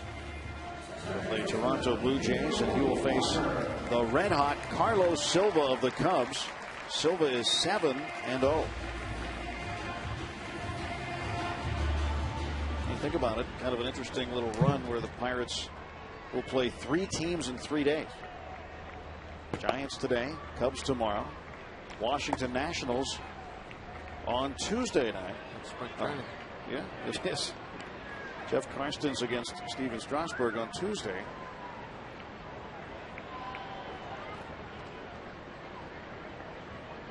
I think at TBA to be announced for Wednesday. I remember going around that it could be Blas. Really? He's going to come out of retirement? That's why he was eating so much cake yesterday. Get some strength up for that game. Yeah, he's been kind of quiet about it. How about that shot there? How much cake did he eat yesterday when he was down in Club Cambridge? He had at least 3 pieces that I saw. And they weren't just slices either. 0-1, and Walker hits it toward left. Aubrey Huff chasing it down. And the Pirates strand the go-ahead runner through 7 innings. Tie score at PNC Park.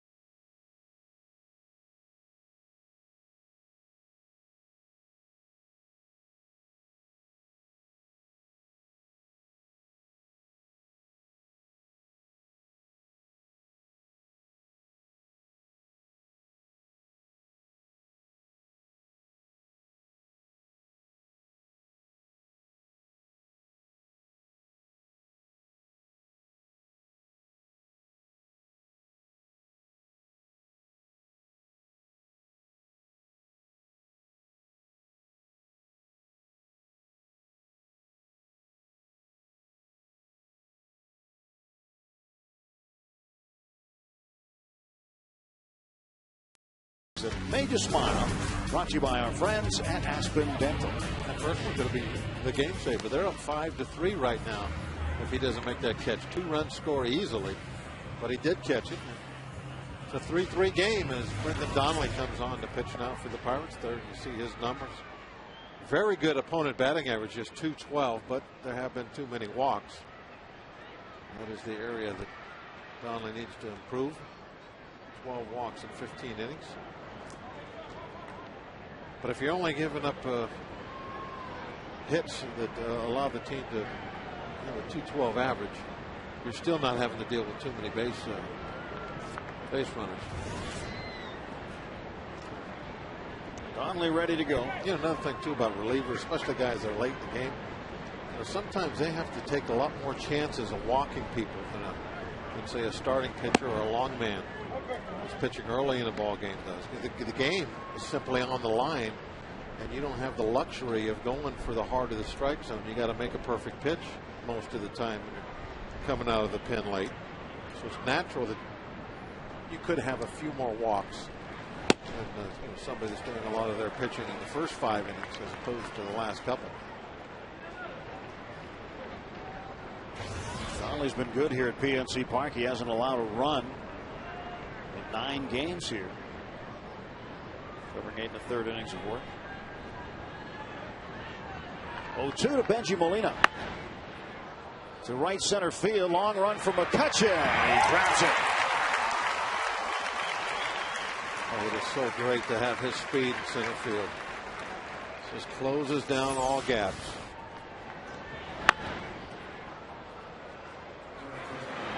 The ball was slicing a little bit away from him, and he still makes it look easy. The last few steps, he could back off a little bit. It's an easy play of it. You can have a fielding slump or a hitting slump. Speed never has a slump. Buster Posey with one out.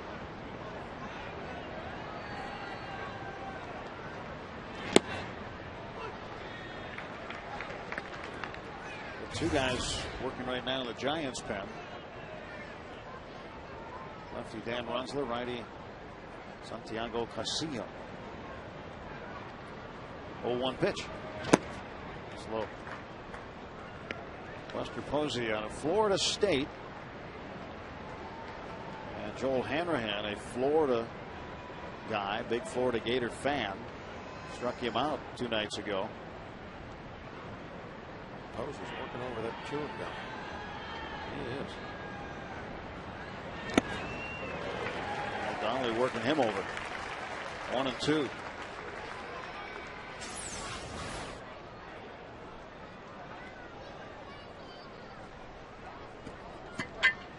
Jumped in at him a little bit. Nice luxury for Bruce Bochy to have with Posey because he can catch. Essentially, you got 3 catchers you can use anytime you want. Last night, for instance, Molina started. Whiteside came in as part of a double switch, and then another double switch put Posey from first base behind the plate, and he caught the final couple of innings.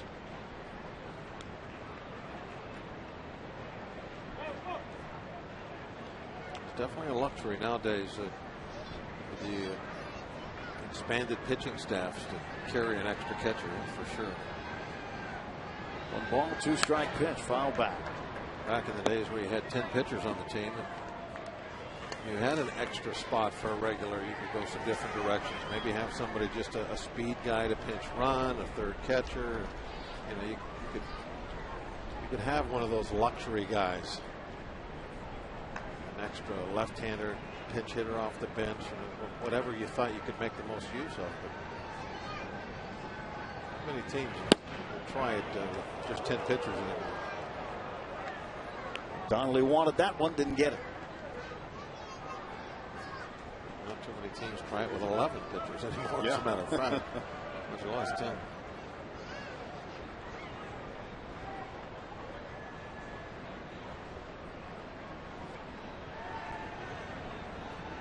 Two coming to Buster Posey. Ground ball left side. That's through for a hit.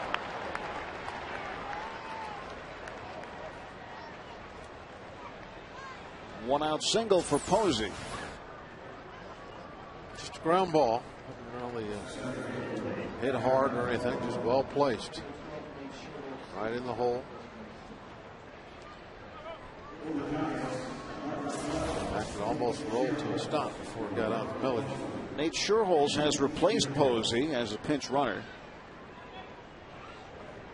Probably remain in the game as a defensive replacement for Bruce Bochy. Did that on Friday night, put Scherholz in right field and moved Torres from right over to left, taking Aubrey Huff out.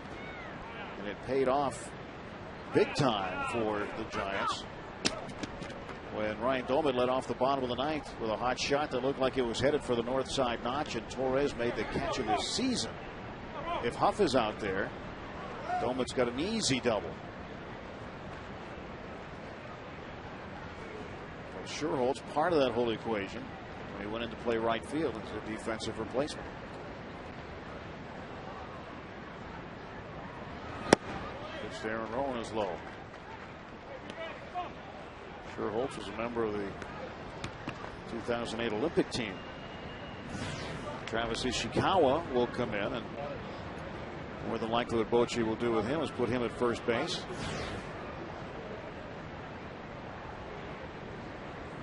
In favor of Posey. Over to first base, and back is Scherholz in plenty of time.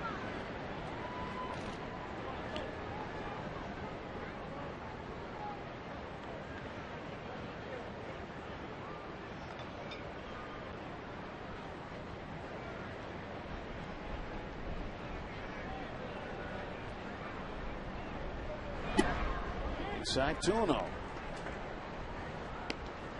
Donnelly wants Doman to come out. Looked like Donnelly looked over at the Giants bench and said something, or at least gestured. I saw him make some kind of a gesture. Was that at Doman or? Well, the first one was at Doman. Come on out here. Then he looked at the Giants bench.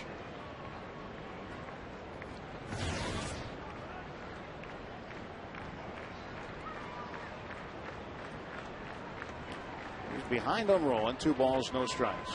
Sherholtz getting a lead off at first. Foul back, 2-1. Marcus Lamson, see who's on deck.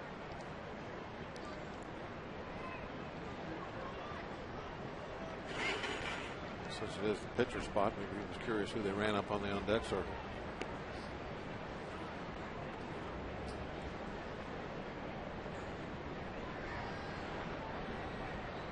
Brendan Donnelly here out of the bullpen. 3rd pitcher used by John Russell this afternoon. 2-1 pitch. Popped him up. Jeff Clement calling for it. 2 down. That'll bring up Travis Ishikawa. Tonight on Inside Pirates Baseball, we'll take an inside look at how Pittsburgh native Neil Walker earned his shot at starting at second base. Plus, see where Bucs players would spend their dream vacation. Catch all this and more Inside Pirates Baseball tonight at 10 on FSN. Also, there'll be a 1960 World Series look back, and Steve Blass is included in Pirate Tales. So make sure you don't miss it tonight at 10. Pirate Tales. Almost sounds like a cartoon.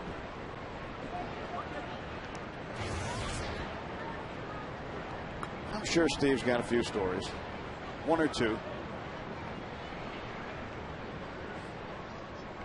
Here's Ishikawa, 240 hitter. 1 ball and no strikes.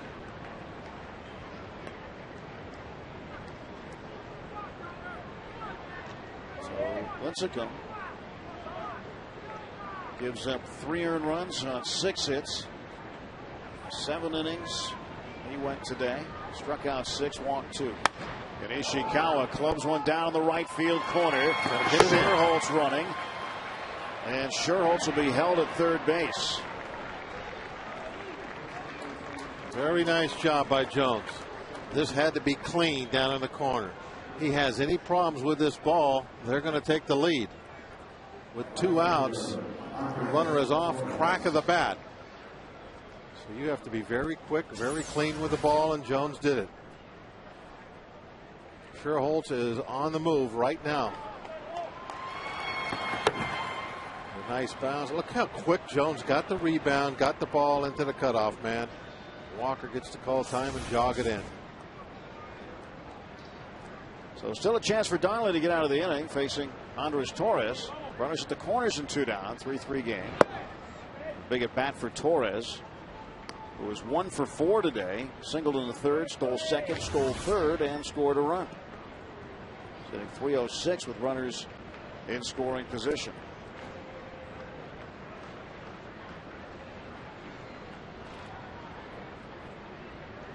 .10 pitch to Torres. That misses.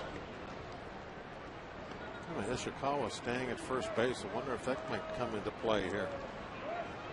We get a bang bang force out at second on a ball in the hole or something. Keep an eye on him. The Pirates couldn't throw the ball to second to stop him if he was going. He's going to give up the go ahead run in the 8th inning to get it out at second? I don't think so. 2-0, and there's a strike to Torres. The chances are it won't make a difference, but it could.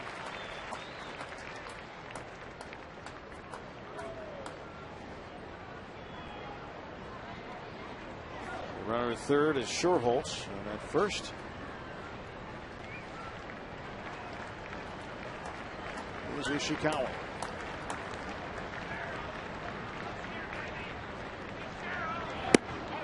3-1 now. Donnelly's got to come in with this pitch. Now this is that situation I was talking about, why relievers pick up some more walks maybe than other guys, is because he has to come in with a pitch, but then again he can't just lay one in there, not with the game on the line. So he's got to try to make a good pitch, even if it's a risk of a walk. He's got to make a borderline job. Now the runner goes. That's ball 4. And the bases are loaded for Freddie Sanchez.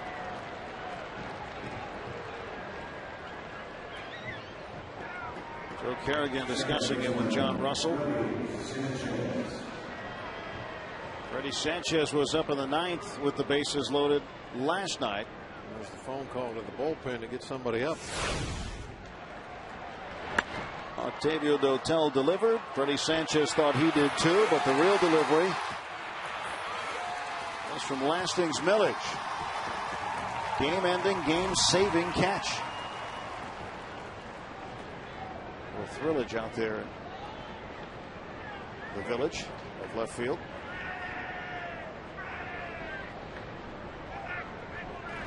Sanchez takes outside ball 1.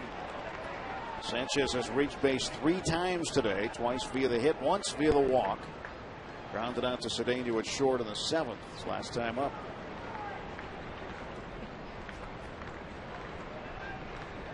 Brendan Donnelly faced with getting out Freddie Sanchez.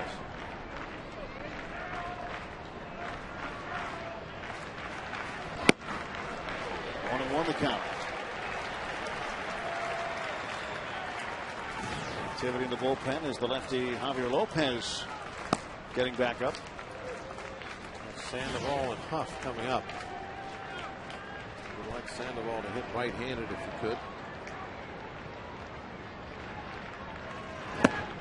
2-1 to Sanchez. Sherholtz at third. Ishikawa at second base. Andres Torres the runner at first. Bases full of Giants.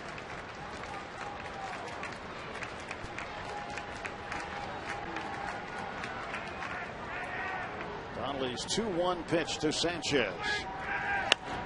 Popped him up. Might be playable. Come back a little bit. That's the top of the dugout. So didn't come back quite enough. All of those balls will come back some because of the spin. So you got to go back there and take a look at it. Hope for the best. But you're right. Didn't come back far enough, did it? Right on top of the dugout. There's the go-ahead run right there. Nate Sherholtz. Ishikawa second. Andres Torres at first. He can run.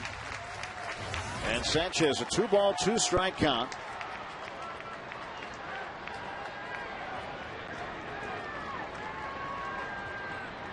Oh, he's going to need his best pitch here.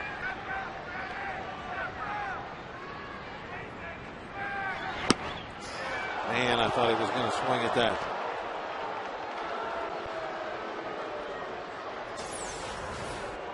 Watch Freddie. Right there, I thought he had him to chase. Somehow he stayed back. Well, they're holding it there for. They'll be off with the pitch on this one. Everybody goes. And the 3-2. Called strike 3. Oh, 8th inning dramatics.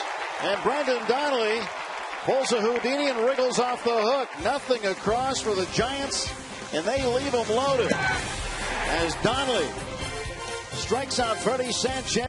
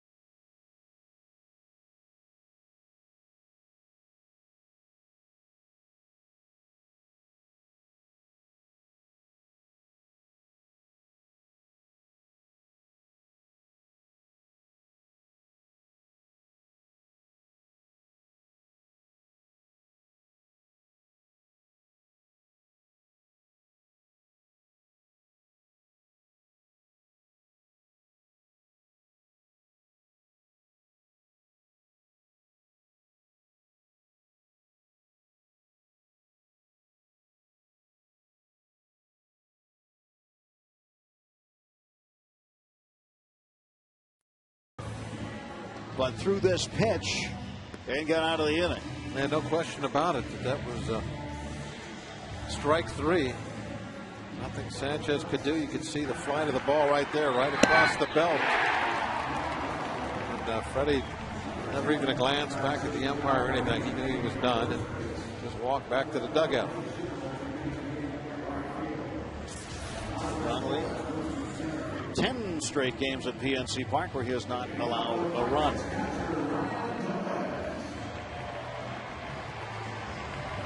Freddie Sanchez, who seems to hit mostly everything, just absolutely frozen on that pitch. There's Schuerholz. He stays in the game to play right field. Andres Torres moves from right to center. Travis Ishikawa is in there first base for Buster Posey. And the new pitcher is left-hander Dan Runsler. Left-hander with an excellent fastball. Doman batting right-handed, fouls it away. 0-2 to Ryan Doman. Runsler threw that last fastball 95. That's where most of them are, up in the mid-90s. His numbers on the year. Strikeout per inning just about. Here comes the 0-2. Doman right back into the glove of Runsler. There's one away. The Pirate half of the 8th inning. 3-3 the score.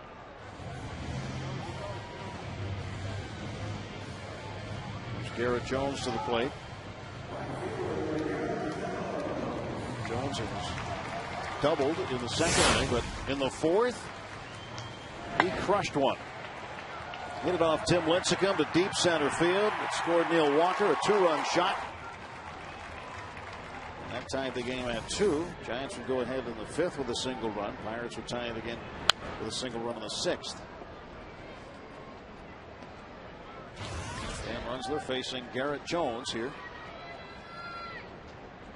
Runsler, 6'4", 233, Southern California guy out of Simi Valley.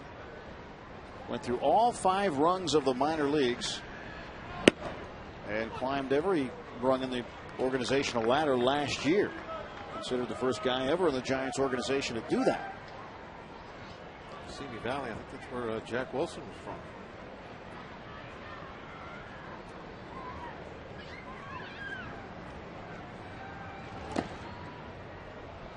One ball, 2 strikes. So if you're left-handed, you can throw 95. You're going to get to the big leagues. Well, John Smiley kind of did the same thing, except he didn't make those stops. He went from A ball to the big leagues in the same year. He did, but he just didn't make those stops in between. They called him straight up from A ball. Wow. But again, you throw 95 and you throw strikes. There's a spot for you. Left-handed. All right. Too many of those guys. Few and far between.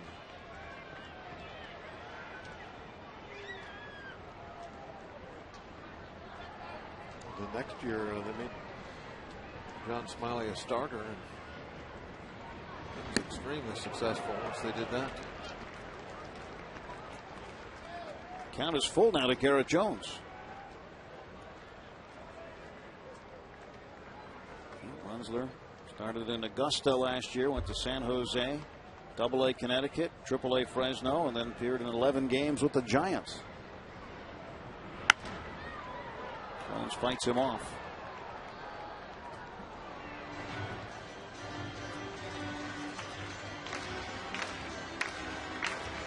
There it is. That's the action figure.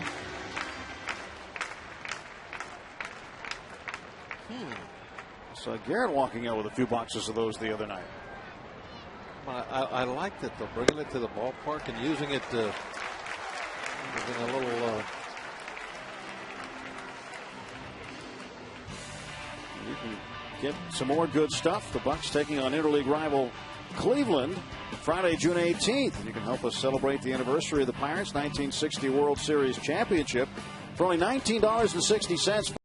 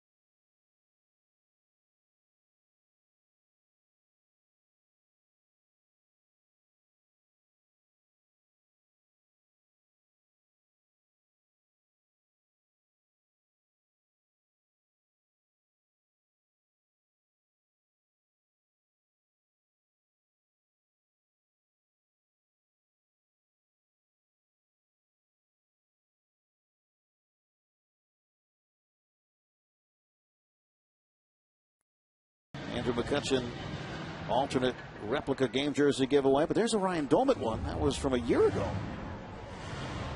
That's all right. That's allowed. That's good. You can hold on to him. Have the whole collection. Here's Guillermo Mota coming on to replace Dan Runsler. He pitched Friday night in the 7th inning.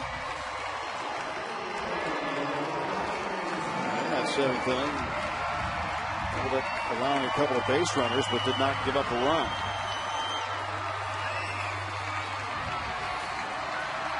Lastings Millage, an RBI single in the 6th inning. He struck out and grounded out.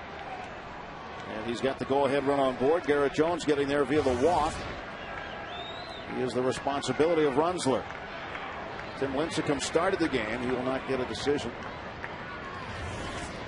Neither will Ross Ohlendorf, the Pirates starter. And a strike. Ohlendorf went 6, gave up 3 runs on 8 hits, struck out 2. Lincecum went 7, gave up 3 runs, struck out 6. Pirates got 6 hits off of him.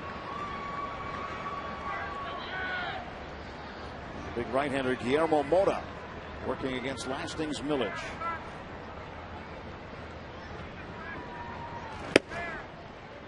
One ball, 1 strike. Millage still without a long ball this year. Into June. I think it's even surprising him, but he has said they'll start to come. He said he's hit 4 in a week before in his career. He's not too worried about it.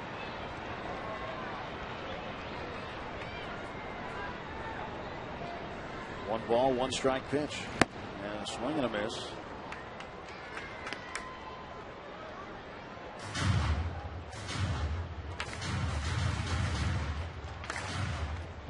Now, Lastings said that his first job was as a professional baseball player. Most people have a first job where they've done something. But, you could almost argue he's never worked a day in his life.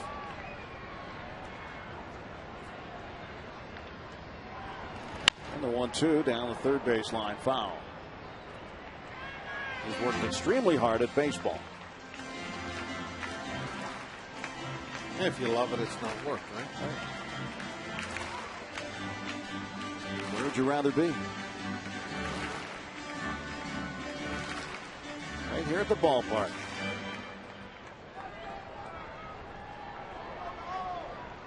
One out, Jones the runner at first. 1 ball, 2 strikes to Lastings Millage. Guillermo Mota into his stretch.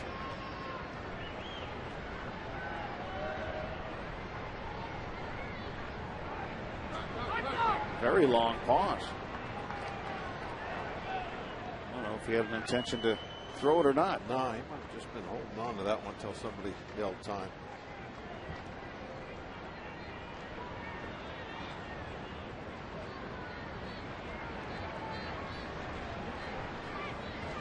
Jones at first, 3rd time he's reached base today. And Millage up in the air. Shallow right, Nate Scherholz getting underneath it. 2 away now for the Pirates in the bottom of the 8th.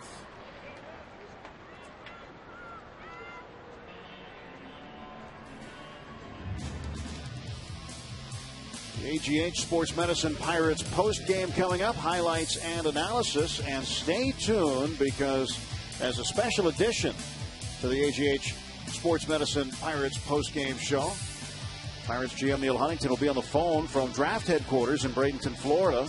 Talk all about tomorrow's draft. Pirates have the number 2 pick overall. That'll be very interesting coming up right after the game. Jeff Clement now takes outside. Tomorrow's another big day for the Pirates. They're going to get a good player. The number 2 pick overall. Just which one? Nighttime draft, right? Yeah. It'll be in the evening? Well, in the evening, but we'll be on a plane. And by the time we land, the Pirates should have already selected. So we'll get the news when we touch down in Washington tomorrow.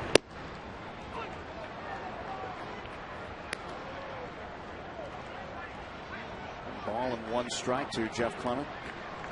You know what, though? starts at 7, right? Yeah.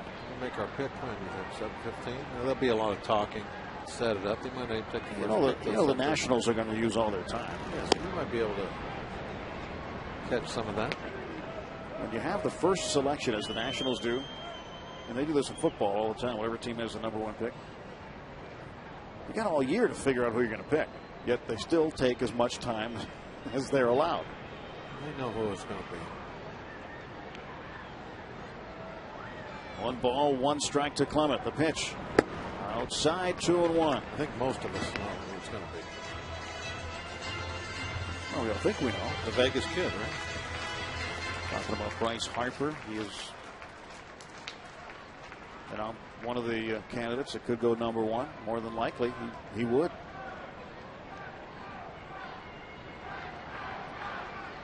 Got ejected from the Junior College World Series, by the way.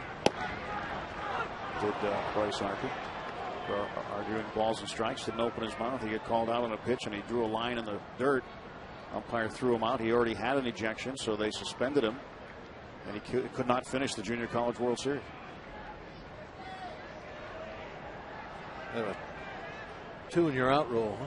2 and you're out.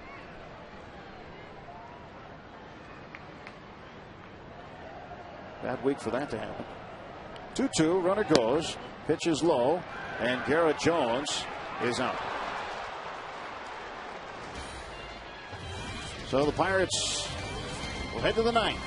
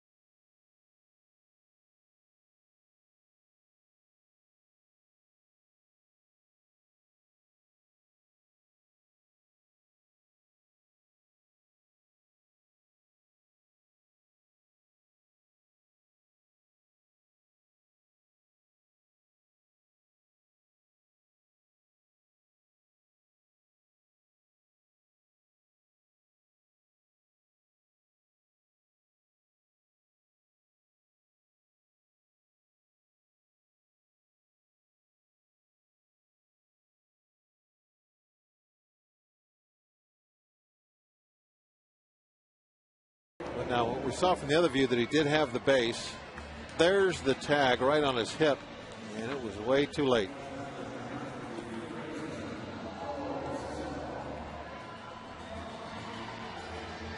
He didn't tag me. And you're right, Garrett. He didn't tag you. Wow. You're in there. That was a great slide. Good camera work by our crew to get those shots for you. Shows that the Giants got away with one. The Pirates are trying to get a man in scoring position. And instead we go to the top half of the 9th inning, and a new pitcher is on. Javier Lopez. He'll face the 3, 4, and 5 hitters in the Giants order. Pablo Sandoval, Aubrey Huff, and Juan Uribe.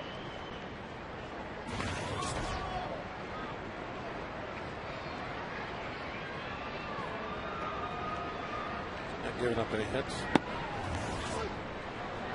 Well, he's been very good.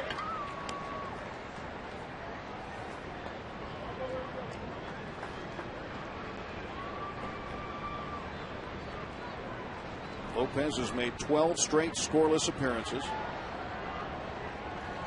allowing just 5 hits over that time.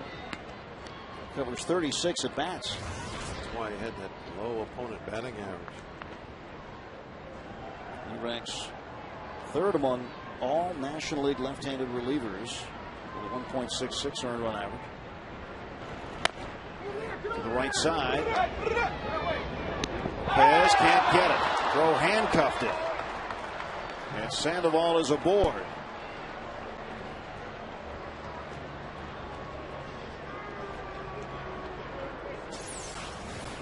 Now you can hear Doman yelling for him to get over there.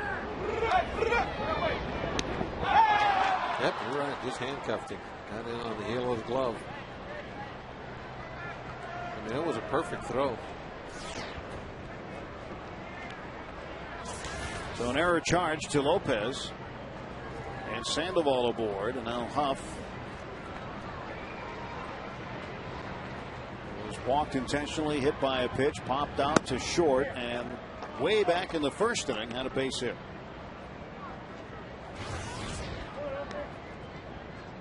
There's 3 hits in the series. Giants have 10 hits this afternoon, but never did come up with a big hit to really have a big inning. Just 3 solo. And that one to the backstop and down to second base is Sandoval. So the wild pitch puts the go-ahead run in scoring position.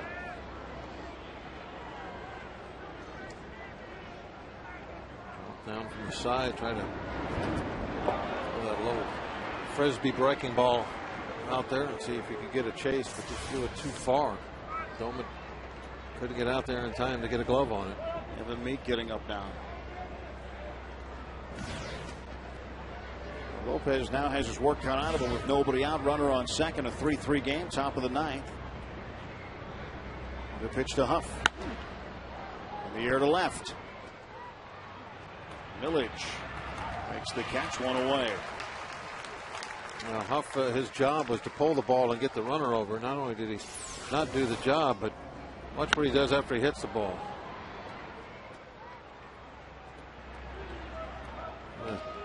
Took him a while to get a jog. Wow. Let's just say Millage loses that ball in the sky. It's a tough sky. And where is he? In the dugout? You got to run. Got to run those out. I agree. Or at least jog. Uribe with 1 out. Pulls a foul.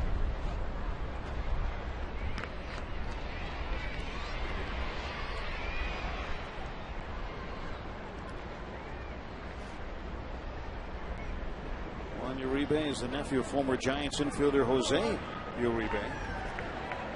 Kids have a great day.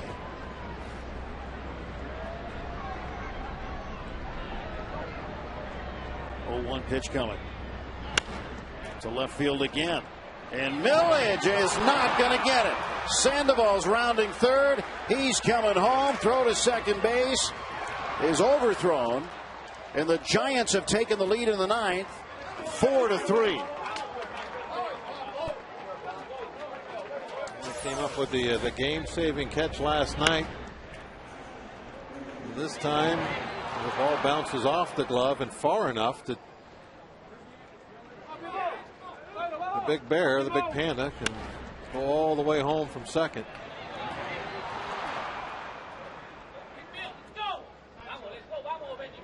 Uribe in, and now it's a different game at 4-3. And that's too bad because Sandoval reached on the error by Lopez. Now walk Benji Molina.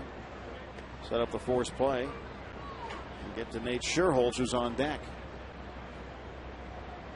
So an error by Lopez, followed up by a wild pitch. Been a sloppy inning.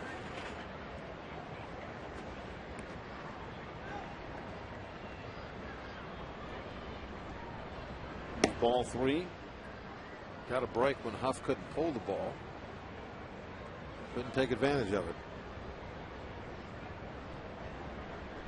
Pirates need to find a way in the bottom of the ninth to come back. They've got to keep Uribe at second base also.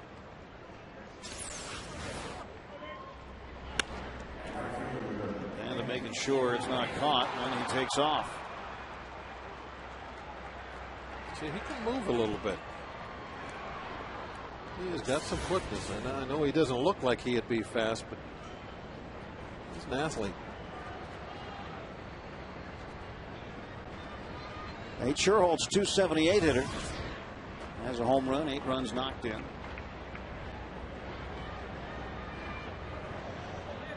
Came in to pinch run for Buster Posey, then took his spot in the order. Posey went to the bench. Travis Ishikawa came in to play first base. Aaron Rowland also out. And over to center Andres Torres, and Posey sharing a moment with Freddie Sanchez. 1-0. 2 balls and no strikes. Sherholtz in a position where he is a role player, and another role player they just picked up, Pat Burrell, is out on deck. Burrell spent a long time with the Tampa Bay Rays, and prior to that, even more time with the Philadelphia Phillies. 2-0 pitch coming to Nate Sherholtz. When he was with the Phillies, he's much more than a role player. He was a main man in the middle of their lineup. Burrell, a role player here now. Started in left field in last night's game. Signed with the Giants. They sent him to AAA Fresno to get him ready. And when they called him up this week, they sent down John Bowker. And now Lopez can't find the plate, and the bases are loaded. We'll probably see Meek come in to pitch to Burrell. Looks like Russell's up on the steps, waiting for him to make the announcement. Now he just gave a sign for Domit to go to the mound. Maybe wanting to give Meek a couple more pitches. So Lopez will be removed from the game by John Russell, and our Columbia Gas 811 call to the pen has been made.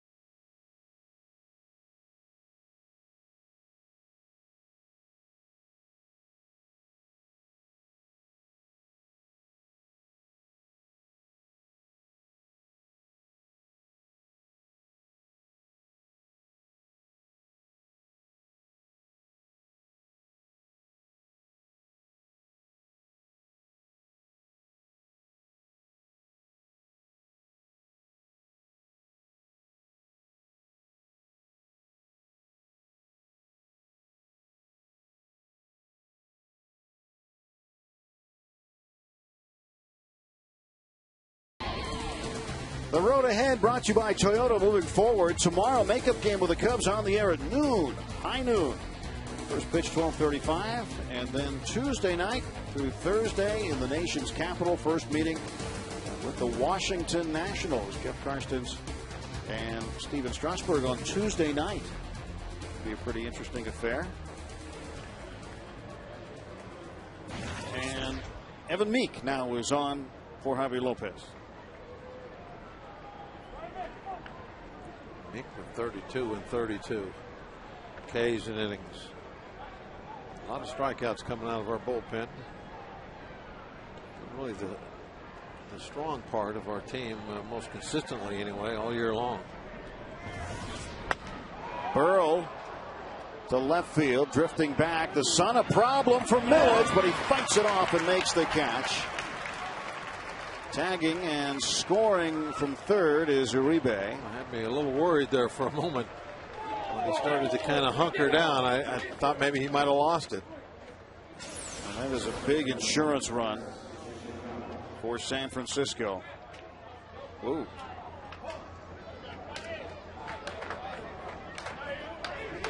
I'm sure he's seeing spots right now. Yeah. That's why I wonder why guys don't go to the flip down ones like popular years ago. I mean, you could have those as dark as you wanted because you weren't wearing them all the time. They could be like welding glasses. Travis Ishikawa right at Ronnie Cedeno. Damage done in the top of the ninth. 2 runs on 1 hit. There was a big error. Clement, LaRoche, and Cedeno coming up.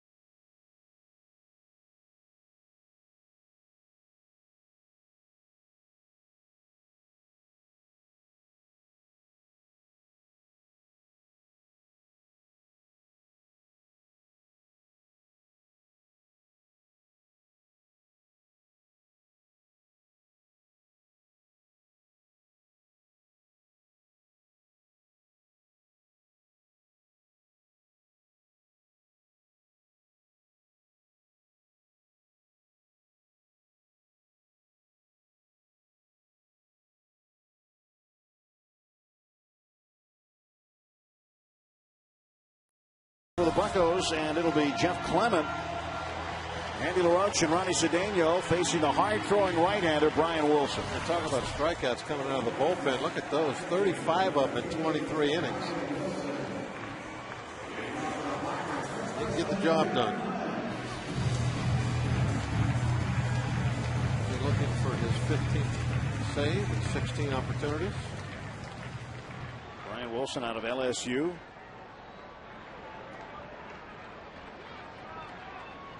Facing Jeff Clement out of USC.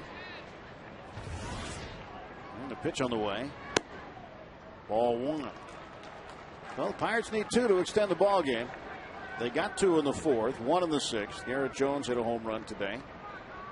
Jones is 2 for 3. But he's not due up. Clement pounds it foul. Clement 0 for 3. Grounded out twice to second. Struck out.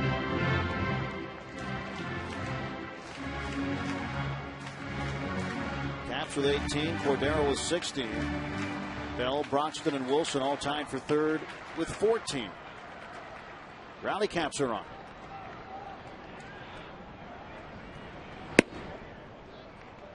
Two and 1 to Clement.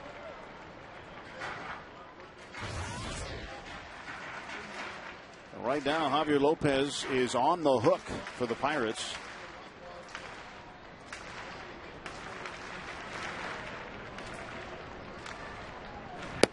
Clement takes inside, 3 and 1.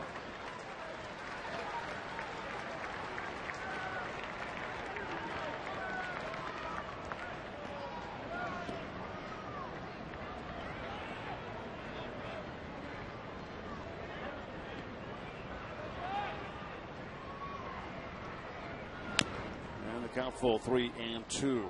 Well, come down to a full count. Wilson on Friday night came out in a save situation, earned his 14th, his 100th career save, by the way.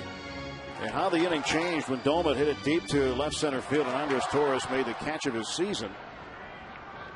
And Wilson retires the next 2 in order. If he doesn't make that entire inning goes a different way, more than likely. Popped him up. Wilson will call for it. Whoa. Almost tripped over the mound. That's why you don't let pitchers catch pop flies. Clement now 0 for 4. Frustrated he couldn't get it done. Got a fastball to hit. Wilson tripping over the edge of the grass with those very stylish shoes on. Everybody's got to be different, huh? Everybody has to stand out. Everybody's got black shoes on. He's going to wear gray. Silver, even. Yeah. Like a superhero or something. LaRoche, first ball swinging. Skies at the shallow center. Andres Torres makes the grab, with the Pirates down to their final out today. And a reminder coming up on the postgame show, Neil Huntington will talk about tomorrow's draft. Pirates with the number 2 pick overall. That's the AGH Sports Medicine Pirates postgame show. Highlights and analysis of this one, plus an appearance via telephone from draft headquarters in Bradenton, Florida by General Manager Neil Huntington. So stick around for that. Cedeno base hit to right. Keeps it going. That'll bring up the tying run. Elwin Young will hit in the 9th spot.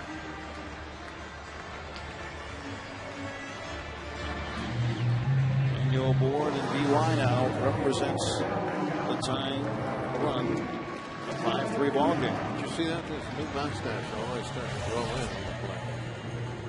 He's got working on 5 o'clock shadow.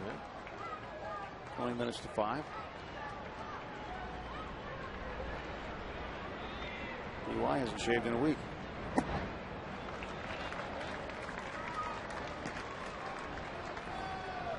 I know how he feels. If I was down there doing that, they would have had to let me know a month ago that I needed to start growing one. 2 outs, bottom of the 9th, 5-3 Giants. And Wilson's pitch to Delwin Young on the outside corner, strike 1.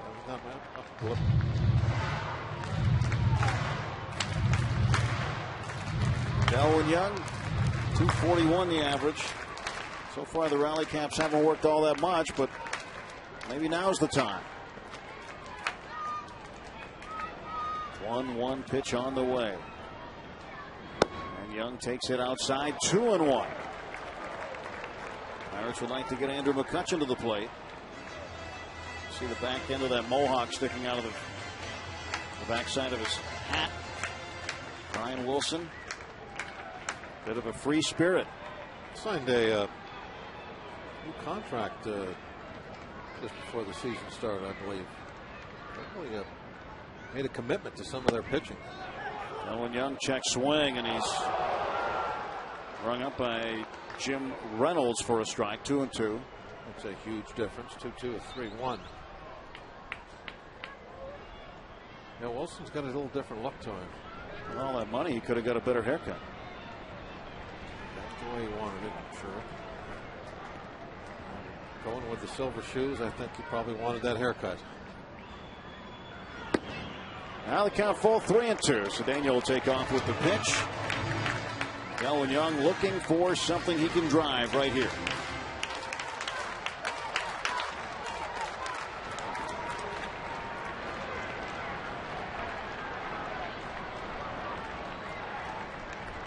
Wilson has saved 10 straight.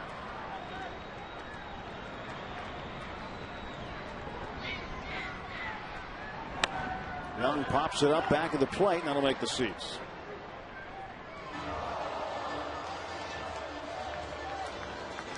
Octavio Dotel up in the Pirate bullpen just in case.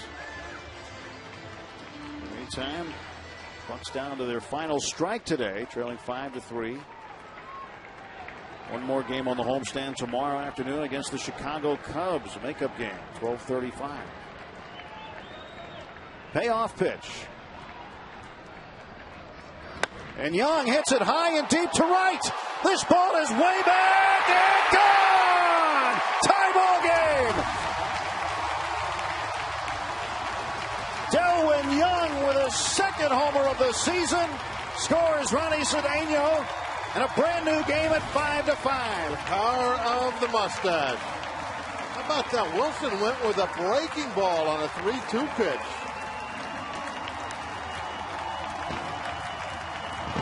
Hard thrower, 97 mile an hour fastball goes off speed, and it's gone.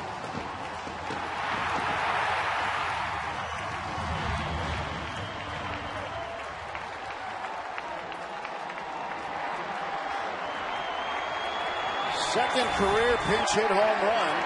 His last one came in September of '07. And now Andrew McCutchen, who's looking for his first hit today, comes to the plate for the 5th time. He's 0 for 4. Picking up his second blown save now of the year. It's Lopez off the hook for the Pirates. 1-0 pitch. And Andrew McCutchen, who went deep in last night's game, would love to get a fastball that he could handle.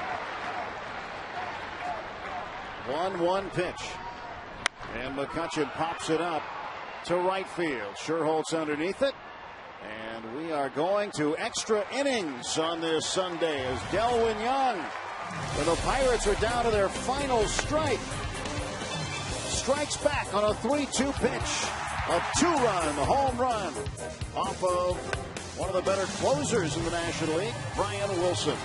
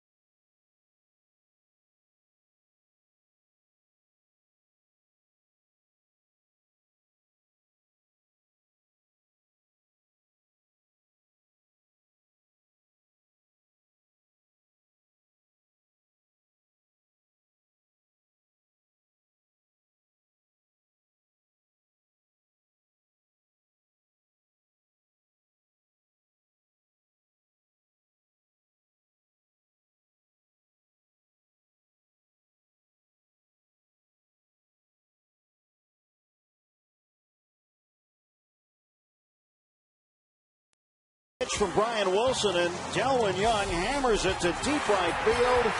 And he's got his second career pinch hit home run, driving in Ronnie Cedeno, and the game is tied at 5 as we go to extra innings. And extra innings on FSN Pittsburgh are presented by Jack Link's Beef Jerky all season long. Jack Link's Beef Jerky. Feed your wild side. Pirates have done well in extra inning games. They are 3-0. Giants are 4-4 in extra inning games. And here's Octavio Dotel.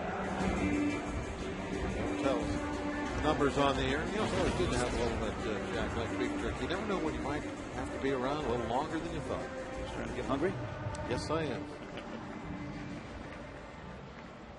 Well, let's hope the Pirates in the bottom of the 10th can take care of that, and you can get your appetite fed. That would be nice. Let's get 3 quick ones right here. And some kind of a walk-off base hit. Andres Torres at the top of the order takes ball 1 from Octavio Dotel. So this game will belong deep in the bullpen to whomever can have their team come out victorious. 1-0 pitch. And Torres fouls it away. 1 ball and 1 strike. Torres with a big hit in the 3rd inning. Stole 2nd, stole 3rd, and scored. Since then has not had a hit. Struck out in the 1st inning. And in the 5th, he drove one deep to center right in front of the bullpen. And Andrew McCutchen made a great grab up against the bullpen screen. Torres is flying out to left. And in the 8th, he walked. And that's a ball. 2-1. Octavio Dotel will be in Washington with us, as will all the Pirates tomorrow. Last time he was there was as a member of the Chicago White Sox, greeting the country's #1 White Sox fan. And that is down into the corner. Torres runs well, and he is into second base with a leadoff double. And no rebound that time off the wall. Hit a soft spot. Got up on the chain link, and it just died, and Jones had to go get it.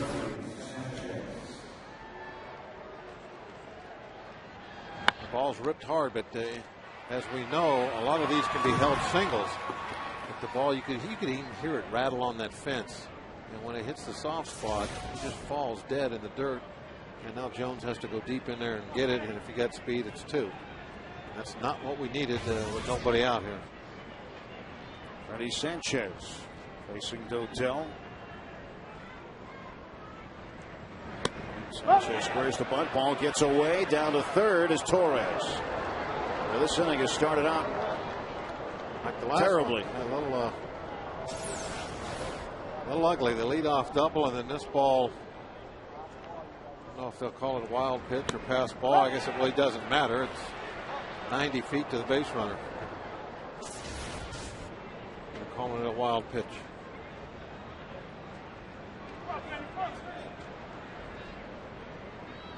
Infield in.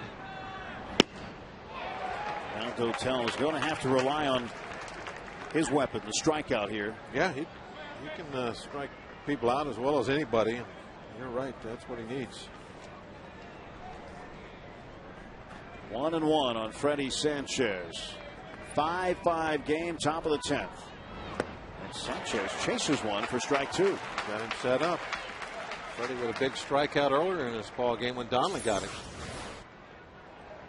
Had the bases loaded when Donnelly struck him out.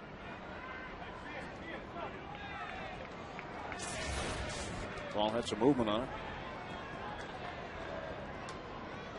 And the 1-2 to center field. McCutchen going to set up for a throw. Torres tags. Here comes the throw. It is not in time. Giants take the lead. Too much speed at third.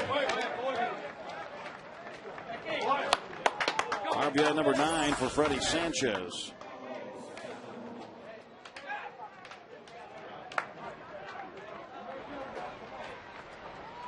Torres lining up.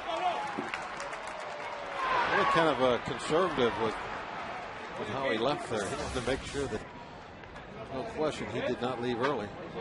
But when you're that fast, you can play it that way.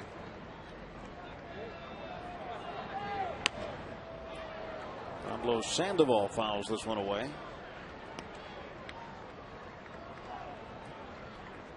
We got a Panda sighting. A couple of them in stands last night's game. Those hats are a big seller in the Bay Area. Well, there's it seems like half the people in the ballpark have those Panda hats. You got to have them, though. You got to have a hat like that early in the year and late in the year. It's so cold there.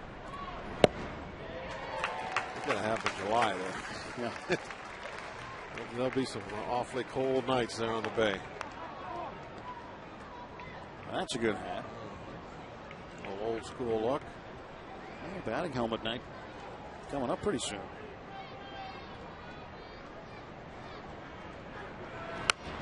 Sandoval fouls it away.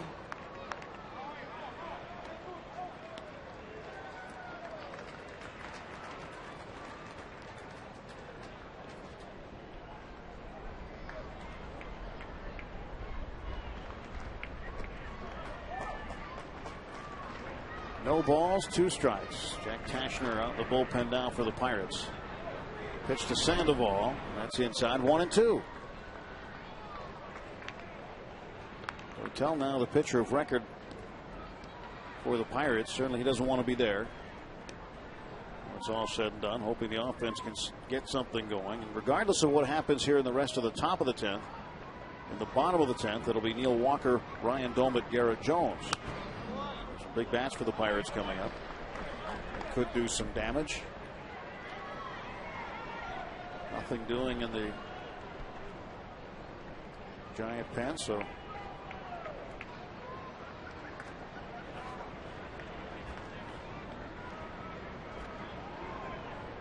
one out, 1 ball, 2 strikes.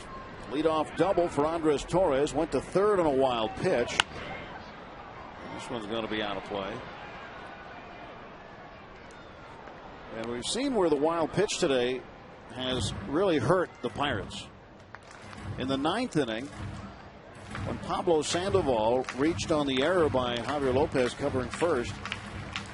A wild pitch put him in scoring position. Then Uribe's double got him in.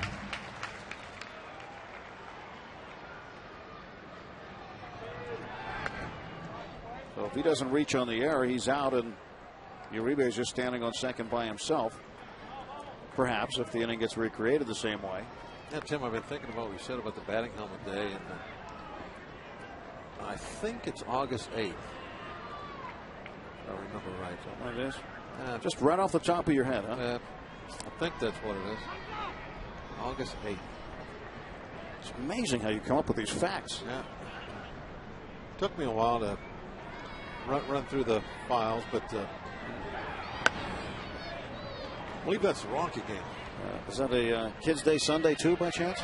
1:35 start. Wow. It's all coming back to me now. It's getting clearer and clearer.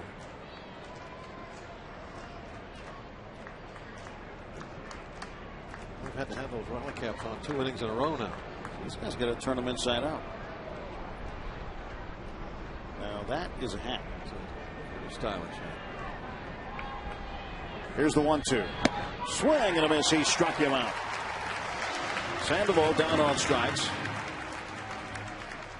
2 men out for Aubrey Huff. See what Dotel did with him. Got him to chase upstairs. Pandas can climb, but not that high.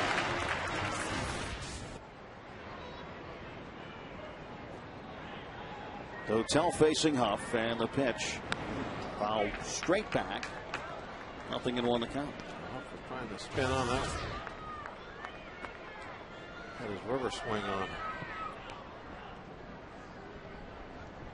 Well, he almost hit one in the river the other night. It did clear the right field bleachers over the Clemente wall.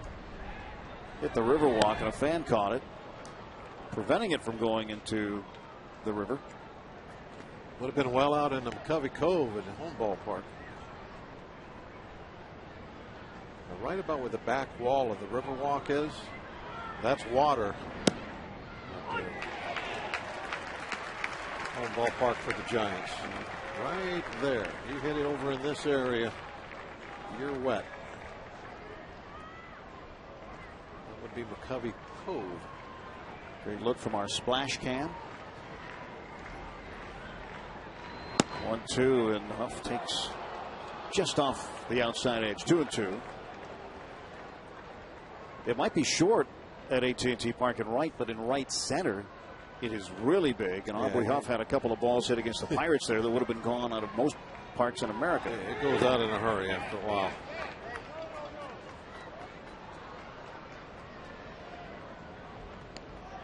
Count is full to Huff, 3-2. Uribe on deck. And Dotel hoping to just tangle with Huff here and get the Pirates to the plate in the bottom of the 10th inning. When you think about it, when it comes to nooks and crannies and a weird outfield fence, AT&T Park just about has everybody beat. They've cornered the market on them. 3-2. Foul away. They have all those archways out there that did some crazy hops. And Garrett Jones found out the hard way. And one ball that was hit over his head off the wall, and he was heading to the right field corner. The ball hit the wall and shot completely behind him towards center field. I think it was Aubrey Huff that hit it.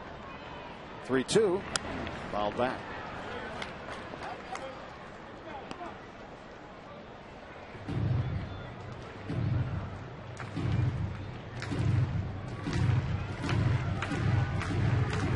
Again, it's Walker, Doman, and Jones coming up in the bottom of the 10th. Another place, too, that just made me think about it. Houston will give them a run for their money. Both those ballparks. Yeah, we go back, and it was indeed Aubrey Huff. Watch this crazy bounce. Off one of the archways and going back the other direction, and Huff. He huffed and puffed all the way to the plate. And not this time. He'll get a free pass as Huff is issued a 2-out walk. And Juan Uribe will come up and face Octavio Dotel.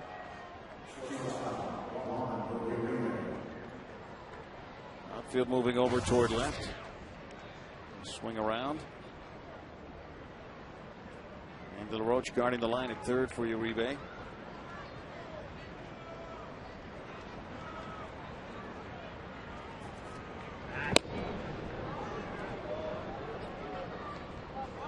6-5 Giants lead. 6 runs on 12 hits. Giants have left 13 men aboard. Pirates have only left 5.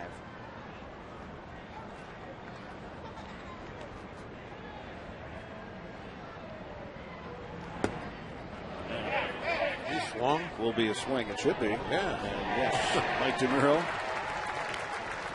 Welcome to the game, Mike. I thought he just went ahead and swung at it. I was surprised that there was no strike call right away.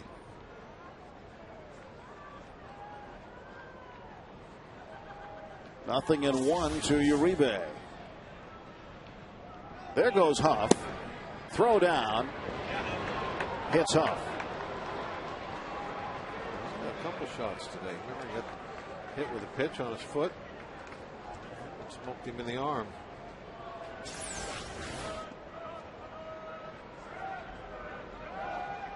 So ball and a strike as Huff now is in scoring position.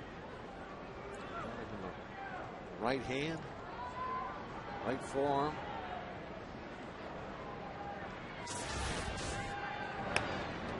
Now straight back, 1-2. Yeah, Huff's had a tough day. He got hit in the foot. Now he gets hit in the arm.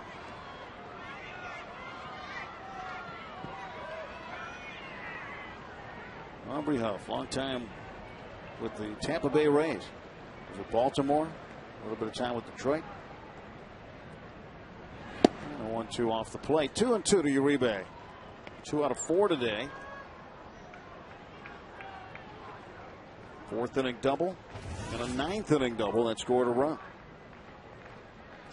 30 pitches for Dotel, way more than he ever wants to throw in an inning. Popped him up. Ronnie Cedeno out toward short left field will make the catch. Damage done. A run scores. Neil Walker will lead off. Ryan Gomez to follow, and Garrett Jones hitting third.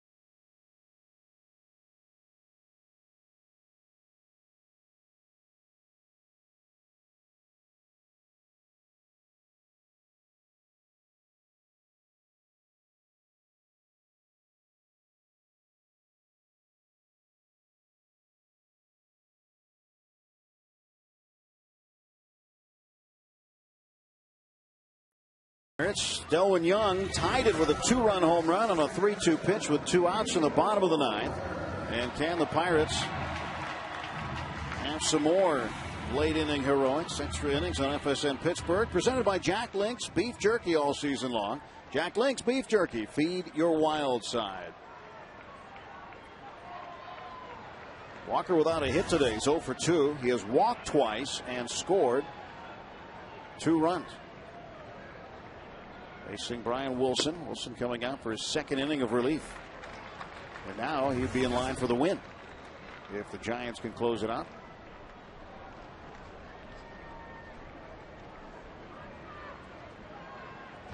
The 1-0 to Walker. 2-0. Now, relievers don't go more than, or at least closers don't pitch very often more than just 1 inning. So we'll see how effective Wilson will be. He's thrown just 23 innings in 22 games. This is highly unusual for him. Strike.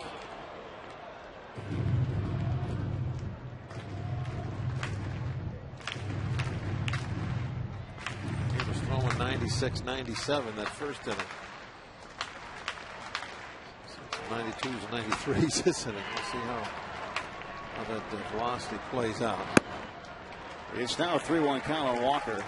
Yeah, Wilson got it up there that time.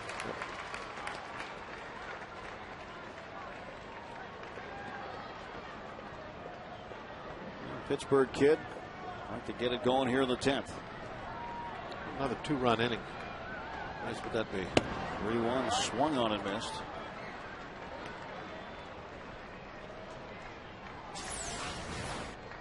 Nothing fancy about that. It's just a fastball, pretty much down the middle.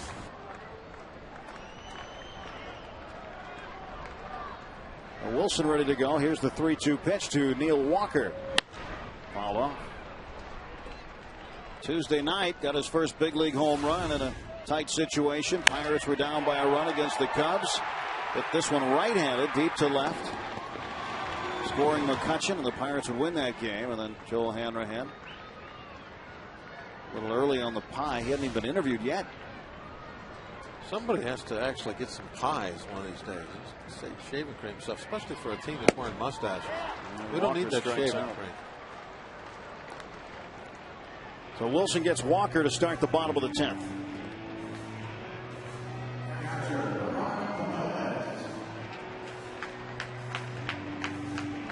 Doman without an extra base hit today. Had a single in the 6th.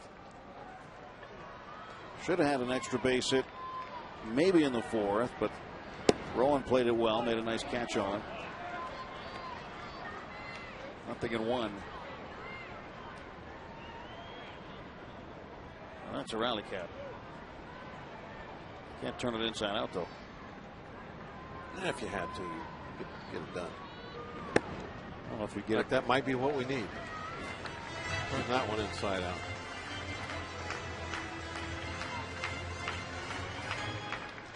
A lot of heavy winds today. Titles have to. Here's the 1-1 coming to Ryan Doman. He pops it up to shallow center. Out is Sanchez. In is Torres. It bounces in for a hit. And the Pirates have the tying run aboard in the 10th. Strange things are happening here. The 10th inning off the bat. How could that ball not be an out? Sure, see what Torres is doing. Same question. A little bit of a late break. Look, Uribe could have caught it. He pulled up. See how upset he is that nobody caught it. Garrett Jones at the plate. He's homered once today. We have life. Strike call. Jones doubled in his first plate appearance in the 2nd inning. 2-run home run in the 4th. Pirates down 6-5, bottom of the 10th.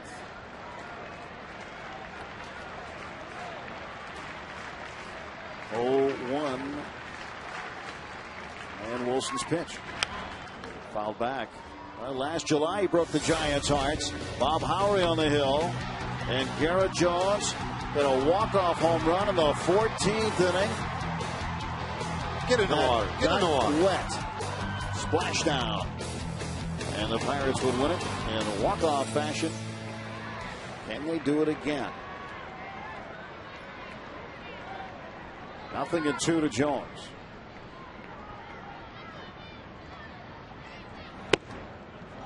One and 2.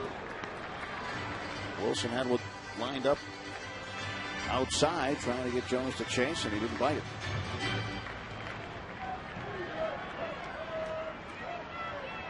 Well, coming down to it here in the bottom half of the 10th, 1 out and 1 on for the Pirates. And here comes the 1-2 delivery.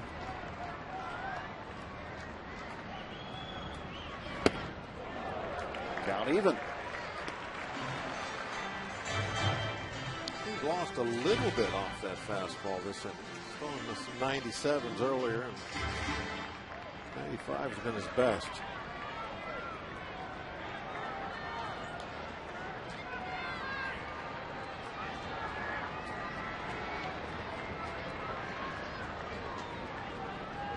Two pitch. Stays alive, hanging there. Pitch on the outer half.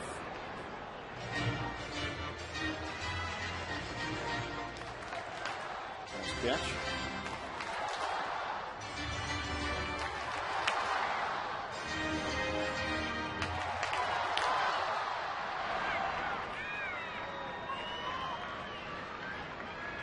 Two and two to Garrett Jones. Domet leads from first. And the pitch has to wait. Throw over. Ishikawa put the tag on Domet. Well, Domet doesn't have a real big lead. But that was an awfully close play. But he slipped just a little bit getting back. And Garrett Jones awaits the 2-2 pitch from Brian Wilson. And the count full. Started him 0-2. And now Jones has worked a full count. 28-year-old Brian Wilson. An all-star 2 seasons ago.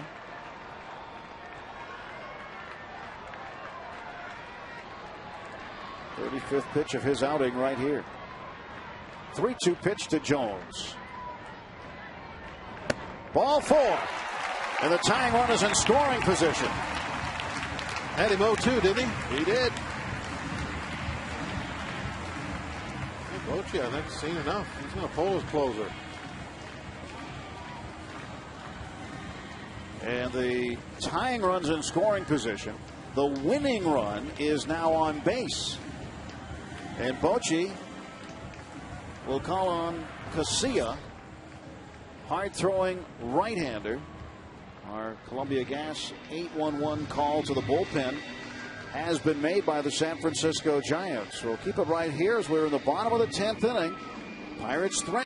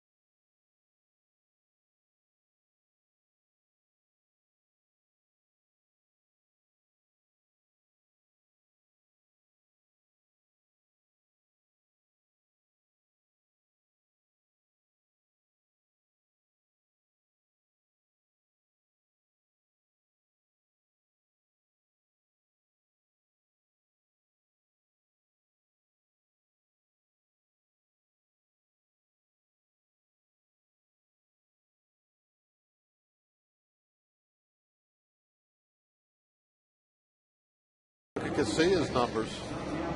Just 4 1/3 innings, but while he has been here, 9 strikeouts and 2 walks in those 4 innings. That got it done on Friday. So you got McCutchen to bounce back to him. Barely got him, too. You got Walker. There he is.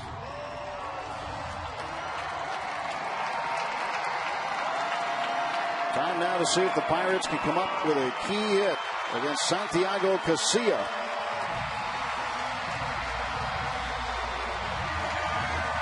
Nothing big right away, just a single, get it tied up.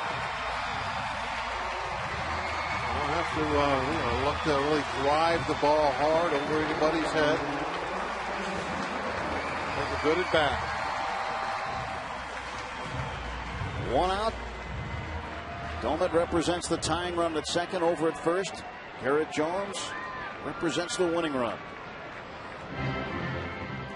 Hastings Village waiting patiently as Casilla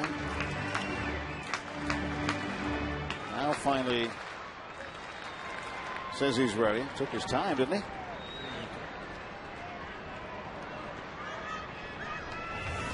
Village 1 for 4.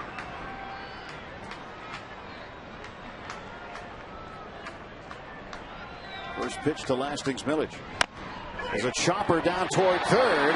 Casilla with it. Throws over to first base. That's 2 outs. That was a pretty good play. As the ball is hit, I'm thinking he's going to have to put it in his pocket.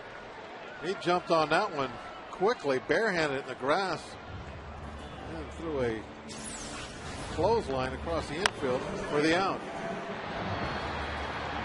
He was peeking a little bit. That might have took a little bit off his speed. Casilla throws a strike to Ishikawa at first. What that did, though, that put the winning run at second base. Base hit. We win. Jeff Clement 0 for 4. Time for a big hit.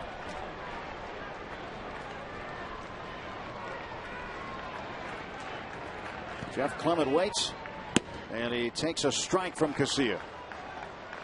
2 men out, bottom of the 10th.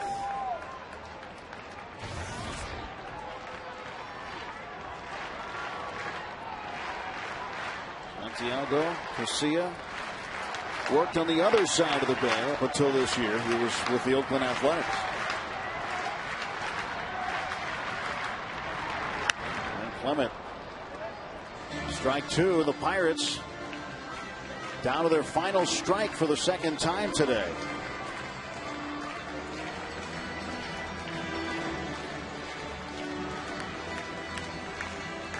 Domet at third. All the young fans here today want to see something happen now with Jeff Clement. Just a single. What a wild pitch. Take that too. And a swing and a strikeout, the throw down to first base, and the ball game is over. And the Pirates leave the winning run aboard, and the Giants take 2 of 3, and the Pirates lose for the first time in extra innings this year by a 6-5 score. Well, this one was kind of tough one to lose. Boy, it looked like we were going to pull one out almost all day. Hard breaking ball in the dirt. Nice block, and that's the ball game. Brian Wilson will get the win.